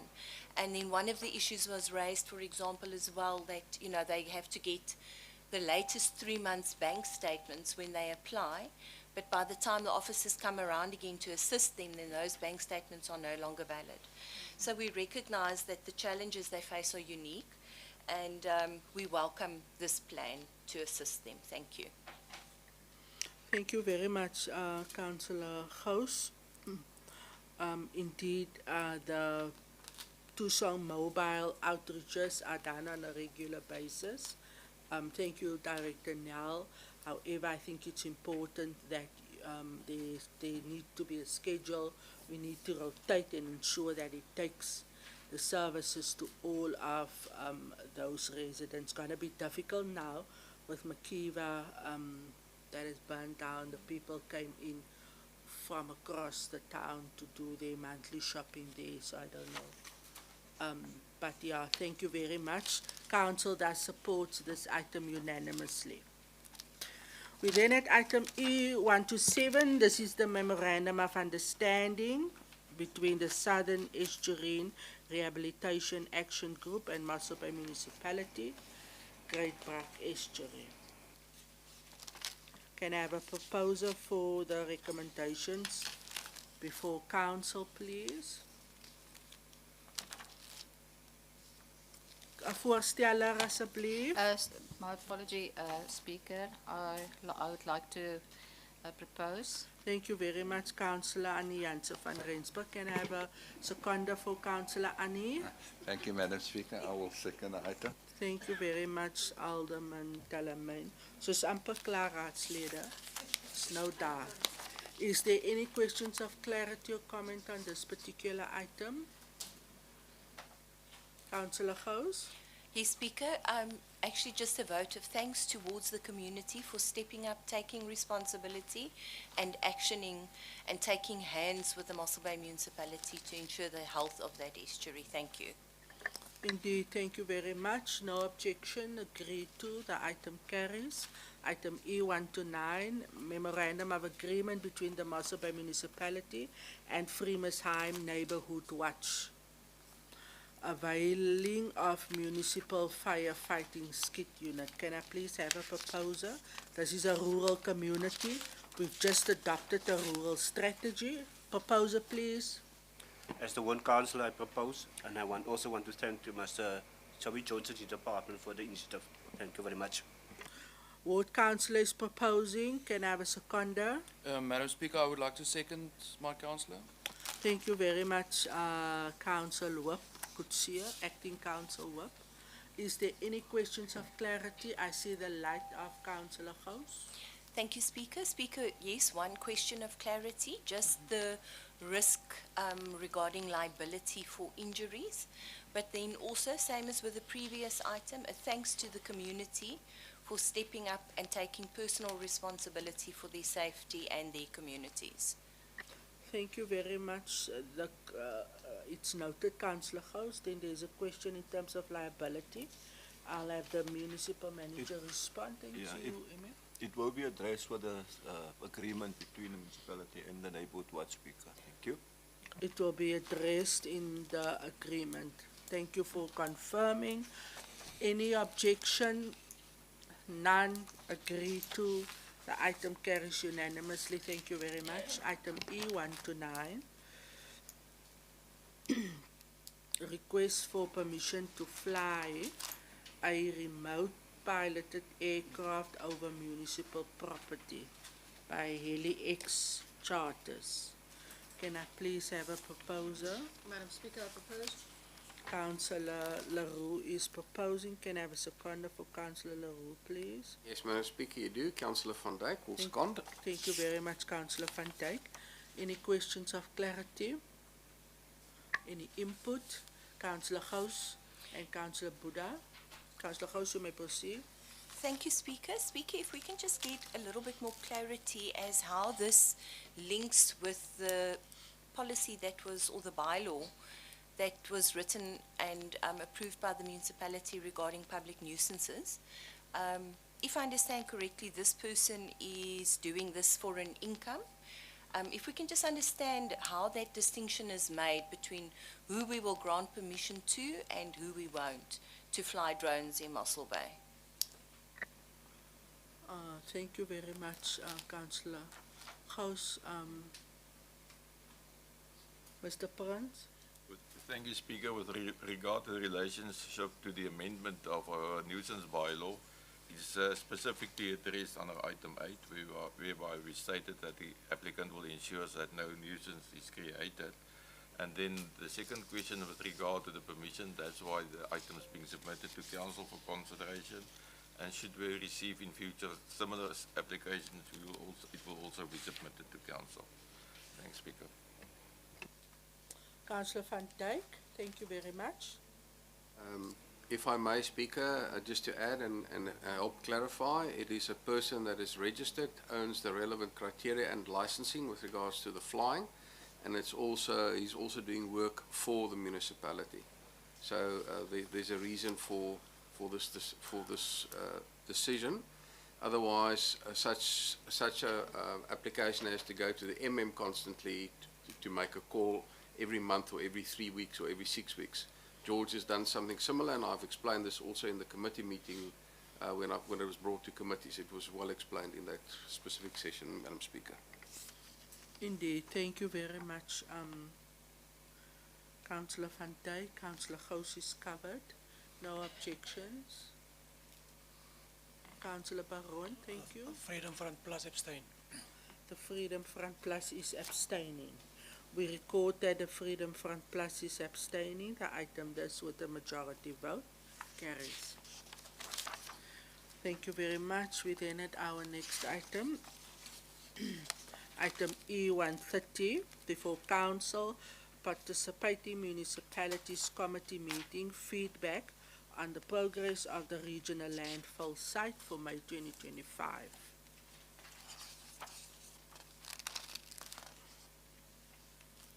For Council to note, recommendations 1 to 6. Can I please have a proposer? Thank you very much, Alderman Boyson. Portfolio Chairperson is proposing. Can I have a seconder? Madam Speaker, I will second. Alder Lady Reuters, thank you very much for seconding. Opening up for questions of clarity, comments. Councillor Gous. Thank you, Speaker. Speaker, I understand the predicament that we are in with this, and I also understand this municipality's attempts to mitigate I want to actually call it the utter disaster and mismanagement of this entire project by the Garden Route District municipality. This has been coming for so many years now, and even under our previous MM, Mr. Thijs Geloomier, who interceded because at that stage we were facing an exorbitant bill. But through the constant delays and the mismanagement, Mossel Bay residents are having to foot a bill that's just becoming more and more expensive. And from our Mossel Bay municipality side, all the attempts that our officials have made to mitigate the situation, is there anything else that we can do from the Mossel Bay municipality side to force the Garden Route District municipality, or our councillors that go there, that sit on that council, how can they assist this municipality, because they're representing this municipality there, to ensure that the Garden Route District municipality gets its act together now and that this regional landfill site gets sorted out? Thank you, Speaker. Thanks, Councillor Gous. I think your concerns might be addressed in item E131 in terms of a nomination, the next item where we will have to allocate the council representative. But thank you for raising your frustration and concern. MM, would you like to to respond? And then the Executive Mayor. Speaker, I think what Councillor Gous mentions is not new. The problem that we have as a B municipality is legislative. If you are part of a regional waste landfill site, the district must do it, not the B municipalities. I think from Mossel Bay, and as you rightly mentioned, Councillor Gous, our council mayor did a lot to ensure that we protect the interest of the residents of Mossel Bay. Tenders, it's one of those things that it's basically you tread on foreign land. You don't know what's going to happen in future. I think Garden Route could have never expected this to happen because they went out on a SEM process, fair process. They appointed a tenderer, and then the tenderer didn't perform. It's not something that happened in the Southern Cape. It happens all over the country. And as we speak, Chairperson, we've got the next item here, to still protect the interests of Mossel Bay, where we're going to nominate a senior personnel member to go and serve on the SEM boards and committees to make sure that we still get the best out of a situation which might look dire at this stage, Speaker. So it's a very difficult thing, and that's why, as administration, we bring everything to Council, Mayor. We make it open, transparent, so that the public, everybody can know what's going on as far as the regional landside is concerned. Yeah. Indeed, thank you very much, Municipal Manager. Mayor? Yeah, I actually want to start by just mentioning my frustration with the whole supply chain process, although we're not a part of it. The effect of it is dire, and that's been debated in Parliament as well yesterday. So the intention of BEE and SEM is good, but what we see on the ground is two different things. And this, I was in the DCF when Dr. Gratz had huge arguments about this specific contractor who was appointed. And obviously the process was followed, and yeah, the rules has been followed. So nothing could be done about it. And it's exactly as MM say, that's why we drive around, we see roads never completed, and it's because of legislation.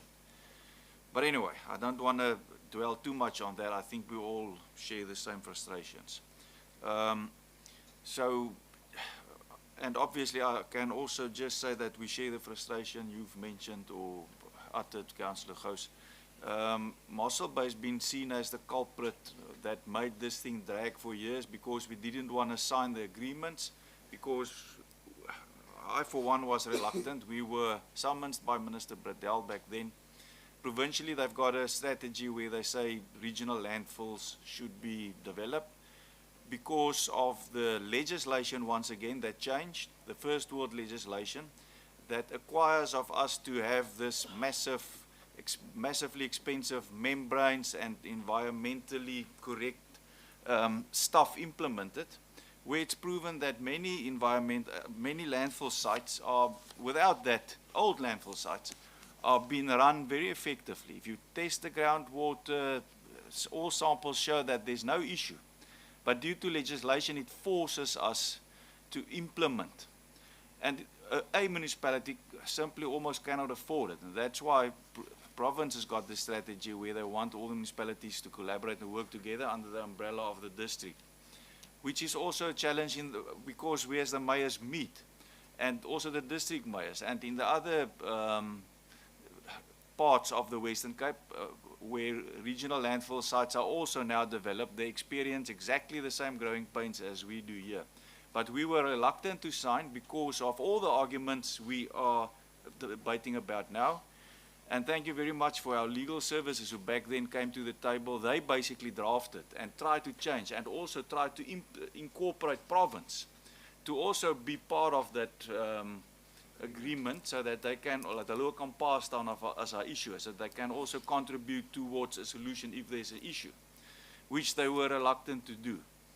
So at the end of the day, this is still a concern, and how are we going to move forward, and who's going to take up the slack if other municipalities do not pay, and so on. So that still concerns, but yeah, I think it's due to legislation that we're forced to be in this unwanted marriage. But anyway, it is what it is now, and thank you for our administration. I know Mr. Leroux and Director Nell also been on this committee because due to our legal services, who drafted the samewerkingsooreenkoms, that arrangement. They included a section where we said there should be a forum where all the municipalities should be part of. We should be part of the decision making step by step and so on, that we're just part of the process. So our administration is trying, and this new suggestions as well, it's them trying to see how we can amend this basically, according to me, flawed process. Indeed, thank you very much, Executive Mayor, for that input. I note Councillor Gous have a follow-up, which I will allow. Councillor Van Dijk, you may proceed. Madam Speaker, I echo what Mayor has been saying. I'm quite concerned because of where I come from as an environmental auditor. I'm seeing what I think most of the councillors are seeing, and Mayor said it in the MM as well. What is happening now is you have people that are discarding normal rubbish from sites, and they're not allowed access to Petro SA, for instance, anymore. And at some of our sites there's potentially also issues. So this is becoming a crisis, and if we're not going to manage this crisis and ensure that pressure is put on to whoever needs to make the calls and the decisions, and the right ones, we're going to have some issues at hand. That is a fact. And why I'm stating this in council today is because I'm receiving some of the calls from an environmental perspective, and it's daily that I'm receiving calls. So I think it's more serious, I think, than what we think. Thank you for your contribution, Councillor. Councillor Gous, your follow-up. Yes, thank you, Speaker. Speaker, I'd like to actually just mention from the ACDP side, as a party that believes that government should be minimal. I think there needs to be a caution with us, not us, but our national government and even our provincial government adopting the sustainable development goals. They are forcing from powers outside of South Africa, they're forcing legislation onto us that we as the ratepayers of Mossel Bay are having to carry. And so I want to caution our politicians that we not just blindly adopt sustainable development goals as if it's the gold standard for nations. Thank you. Thank you for your comment, made, Councillor Gous. We then note the report from the Committee on the Regional Landfill Site. Councillors, we are then on item E131. Before Council is a nomination request for a representative to attend supply chain management processes. This is for the construction tender for the Garden Route Regional Waste Management Facility.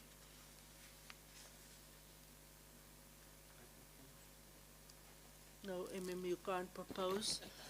There needs to be a nomination. Can I have one? Thank you very much. Waar is die rooi liggie? All the lady writers. Speaker, yes, I propose that Mrs. E. Neal is not here, Halleroe and Y. van den Berg be nominated on this committee. Okay, can you just repeat that, Councillor Rita? The names? Director Community Service, Mrs. E. Neal. Yes. Senior Manager Finance, Mrs. Halleroe. Yes. Mr. Halleroe.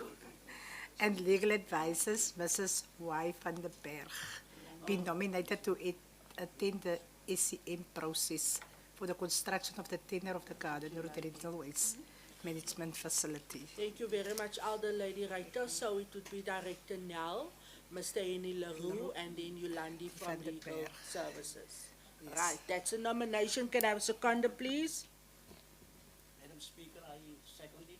Thank you very much. Any objection to the nomination? Agreed to. Those will be the three officials that will then be nominated to be part of the SCM processes on behalf of us.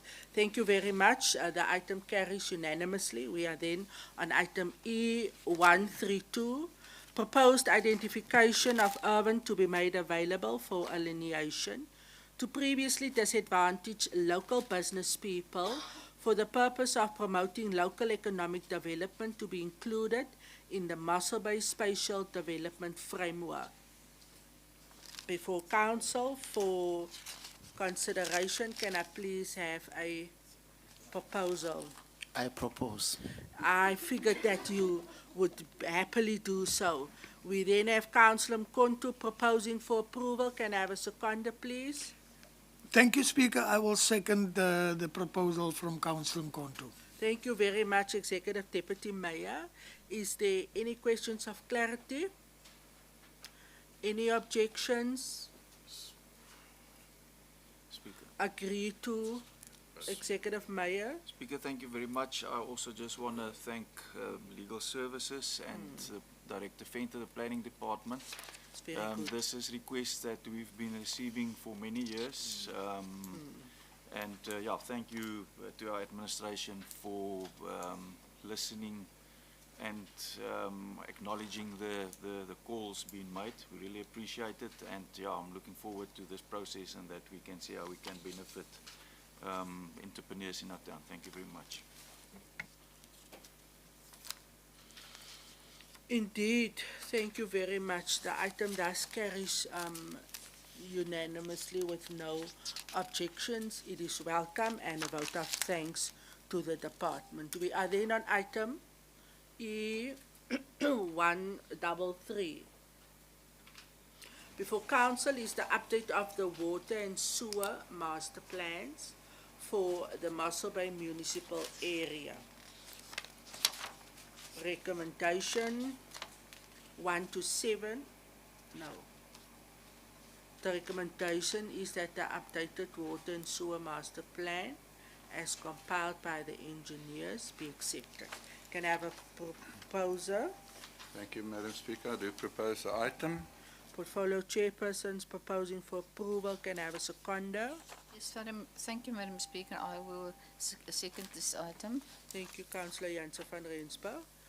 Opening up for comments, I see the light of Councillor Gous. Thank you very much. Thank you, Speaker, and also thank you for the workshops that were presented for the councillors regarding these two plans. The ACDP raised the issue then as well, and we have been raising the issue for I think about 3 years now, asking, while we appreciate the growth strategy for the town, and we understand the importance of it, that it be a circumspect one and a responsible development. Because currently, with the growth of the town, we are concerned not that our infrastructure is not going to keep up, because the plan for this is to provide infrastructure to make sure that they can, but the fact that we raise the remigration of persons from the Garden Route area and the Western Cape. So there was a trend of semi-migration, people coming down, but that trend is now being reversed. We've seen 3 major property groups mention that, and that we not continue to spend money or plan to spend money that might not be recoverable. Because of the situation where we develop infrastructure, now we take out a loan, we develop it, we're paying interest on it, but we're not yet receiving an income. And that sum needs to be carefully considered. We also ask that a moratorium be placed on development for a short period, just so that we've got a time to soberly assess the situation that we've got. The ACDP mentioned some of the developments that have got infrastructure delivered to them, but there's no houses going up now. And so while we commend the growth efforts and we understand the reasoning behind it, we really just want to caution council that we do so circumspectly. Thank you, Speaker. And if that can just be minuted, otherwise the ACDP is not against the item. We understand that there needs to be growth and that there needs to be provision made for that growth. Thank you. Thank you very much indeed, Councillor Gous. The ICDP is not against. Their comments and input made will be recorded as such. Executive Mayor. Okay, thank you. Yeah, no, the trend that Councillor Gous is referring to doesn't show in any of our stats. In fact, a few months ago we were again hailed as the #1 and the 5th fastest growing towns in South Africa, and that is based on actual properties being registered. So, and while we're speaking, schools, private schools want to develop, private hospitals who also want to develop, people coming to our town, knocking on the door, having debates, asking where's land, engaging with our administration, and thank you for them always reacting quickly and seeing how we can obviously assist these possible developments. So, Speaker, having a moratorium is like a shop. It's like the new or smaller, what do you call it, bulk purchase store. It's not the right word. But you know, there across the road from ShopRite is a smaller groothandelaar. And because Makiva now burned down, I've received reports that that shop is now, they can't cope. So it's like saying, putting a moratorium on developments like that shop, saying, yeah, they're now first going to close their doors for 2 months to assess how they're going to buy their stock fast enough. We can't show, I understand we should obviously apply our mind and see how we develop and plan forward and so on. But there's no ways that we can put a moratorium on people who want to come to our town. It's customers that we want to shut the door on. So we will, as the DA, will never support that. Thank you. Thank you very much for your comments made indeed, Executive Mayor. Is there any objection to this item? No objection, the item carries unanimously. Thank you very much. Thank you, Madam Speaker. My light is Oh, still on. my sincere apology. No, thank you, Madam Speaker. We are not against this item. I just can't recall the 505 million rand. I can't remember how he was divided it when we had a presentation from the director. Is it all municipal money, or is it also from national? I can't recall. Can I just have that figures again? Thanks. Thank you, Councillor Baron. Director Naidu, can you assist, please?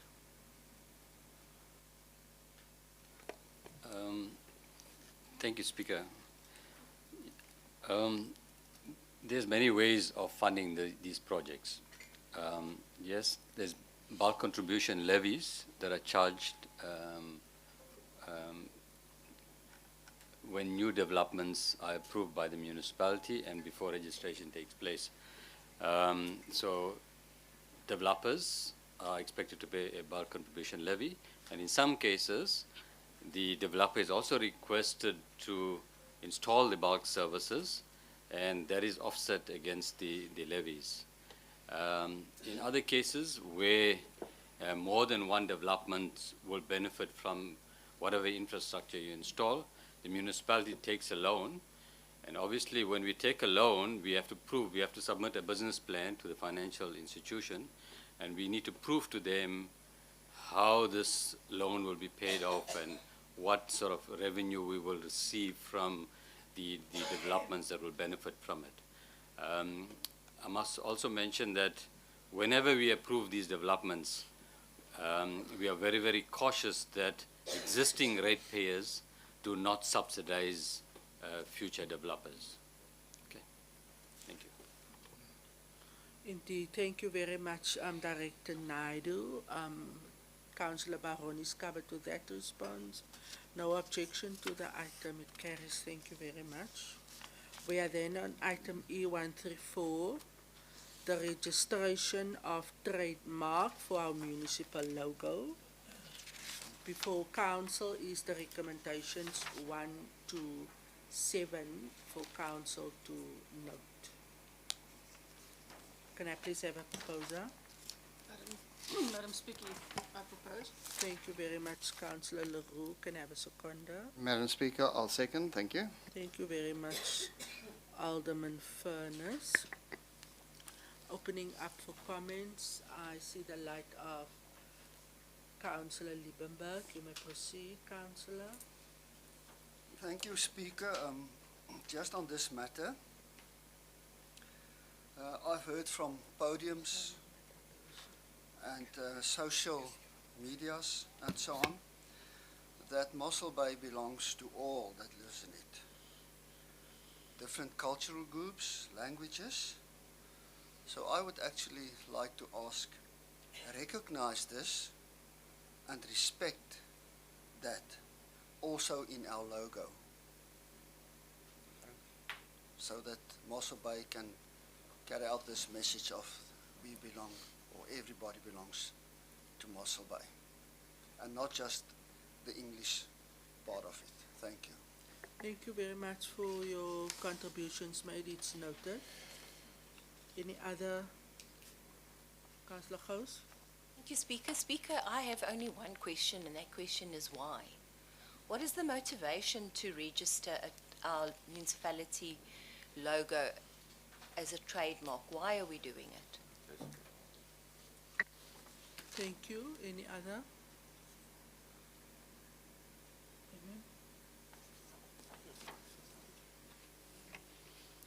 Speaker, I think registering a trademark goes with pride.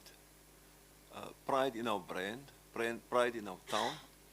And obviously, you know, if I look at the other trademark or sign of Mossel Bay, which is branded, it's the old the coat of arms that we have. That's been approved by heraldry. So it's a question of pride, Chairperson, and to make sure that this trademark is associated with what's good of our town. Otherwise, everybody's going to use it all over the show. At this time, if somebody want to use it, we couldn't say no. Everybody could have used it because there was no trademark on it. And sometimes people or organizations will use this brand that we don't, as a municipality, want to associate with. At least now, people will have to apply to us to get permission before they can use it. Speaker, I don't know if there are any inputs from the councillors at this time. Thank you indeed, I've noticed people selling white T-shirts and golf T-shirts across the board with our logo and stuff. So that also could be, you know, one of the things that would be addressed in terms of it, because if you look at page 770, there's a sentence in terms of once that reads as follows: once the trademark is registered and the registration certificate, which will give legal status, will only allow the owner of the registered trademark the exclusive right to use the mark. Yeah, so that will then exclude people from just using our brand. That is, yes, Executive Mayor. Speaker, thank you. No, I just want to also concur with It is about pride. This is our name, it's our image, it's our logo. Same as I don't want people to just use my image or my logo or my name in vain. It's something that we should protect, and I want to actually thank our administration who's really been at the forefront of thinking forward, and they've been working only on this for more than a year. So to our legal department, thank you very much for this efforts. It's important that we protect our brand. Yes, definitely we want people to sell our brand, and we want people to associate with our brand. And actually, I'm very proud that we actually do have a brand. Because in many cases, people don't want to be associated with government. In Mossel Bay, we've got a brand that people are proud of, and unfortunately some of them misuse it. We want people to use our brand, but for the right reasons, and we should protect that and be proud of that. So I think it's for the very same reason why Coke, Nike, and any other formidable brand do the same thing. They protect their brand, they register it, it's theirs. Our town, our community will own this brand, and it's ours, and we can be proud of it. Thank you very much for your contributions, mate. Is there any other? Councillor Gous? Thank you, Speaker. Speaker, it actually concerns me that we get told that our municipal officials have spent more than a year working on this. To me, that's a waste of resources. This brand doesn't belong to the government. It doesn't belong to the Mossel Bay Municipality. It belongs to the community of Mossel Bay. And the ACDP does not support this trademark. Thank you. It is duly noted that the ICDP is against, and it is recorded as such. Executive Mayor. I think Councillor Gous is wrong, because if it's not registered, it belongs to nobody, not even the people of Mossel Bay. Thank you, Executive Mayor. Any other objections? Councillor Baron. Freedom Front. Thank you. Would the ANC like to go on record? Speaker. Thank you, Speaker. Councillor- Patriotic Alliance abstain. Thank you. Thank you, Councillor Porter. I acknowledge you are abstaining.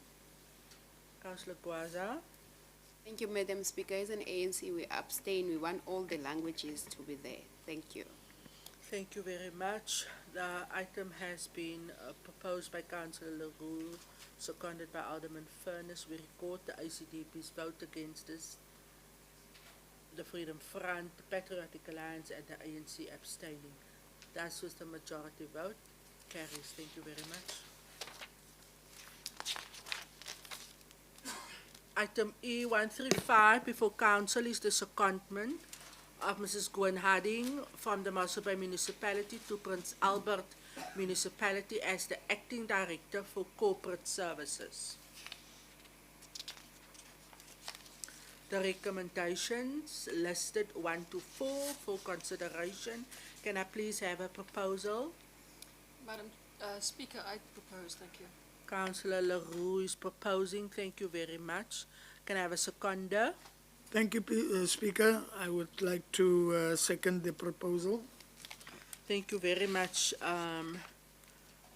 Executive Deputy Mayor. Opening up for questions of clarity, comments.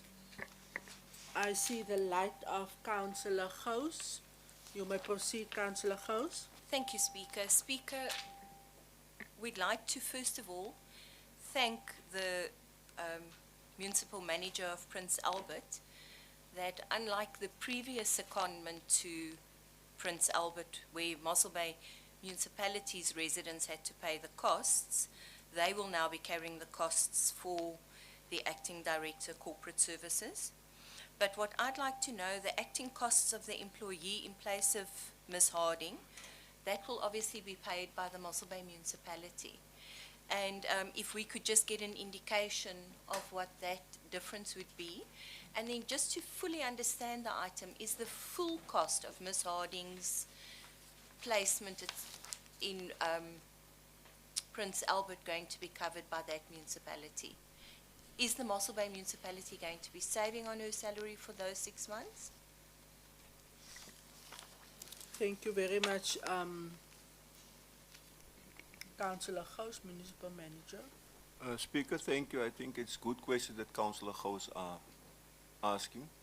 The decision that council is going to take will be communicated to the municipality of Prince Albert, and they will have to respond to it, Councillor Gous. You will see that we've put the burden on them to make sure that she meets the minimum requirements as far as the regulations for senior managers are concerned. So we can't give the answers to that right now, but we wrote the item in a way that it's minimal cost to council. It's, as you rightfully mentioned, it's only the acting cost that will be borne by council in the end, yeah. And it won't be a problem if they accept as is to tell council what the amounts will be for the person acting in a place in Mossel. Thank you very much for that clarity. Councillor Gous, follow up. Thank you, Speaker. Just for clarity, so will the Mossel Bay Municipality still be covering Ms. Harding's costs for the 6 months, the normal costs, or will we be making a savings on that amount? Thank you. Yeah, logically we will be making a saving because the other municipality will have to foot the bill for a salary.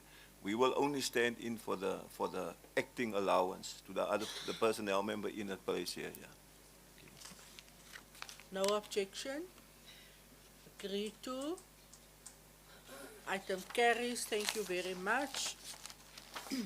We then at item E136, of which I now think Councillor Mkonto will propose approval.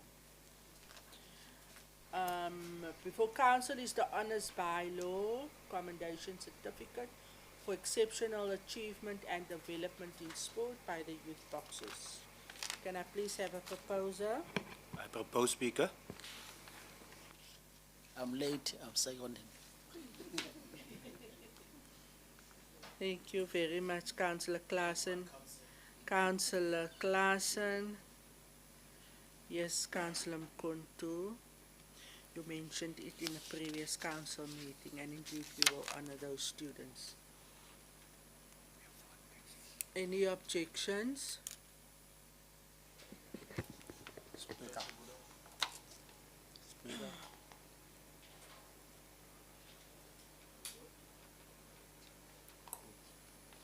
Okay. All right. Sorry, Councillor Puda, my apologies.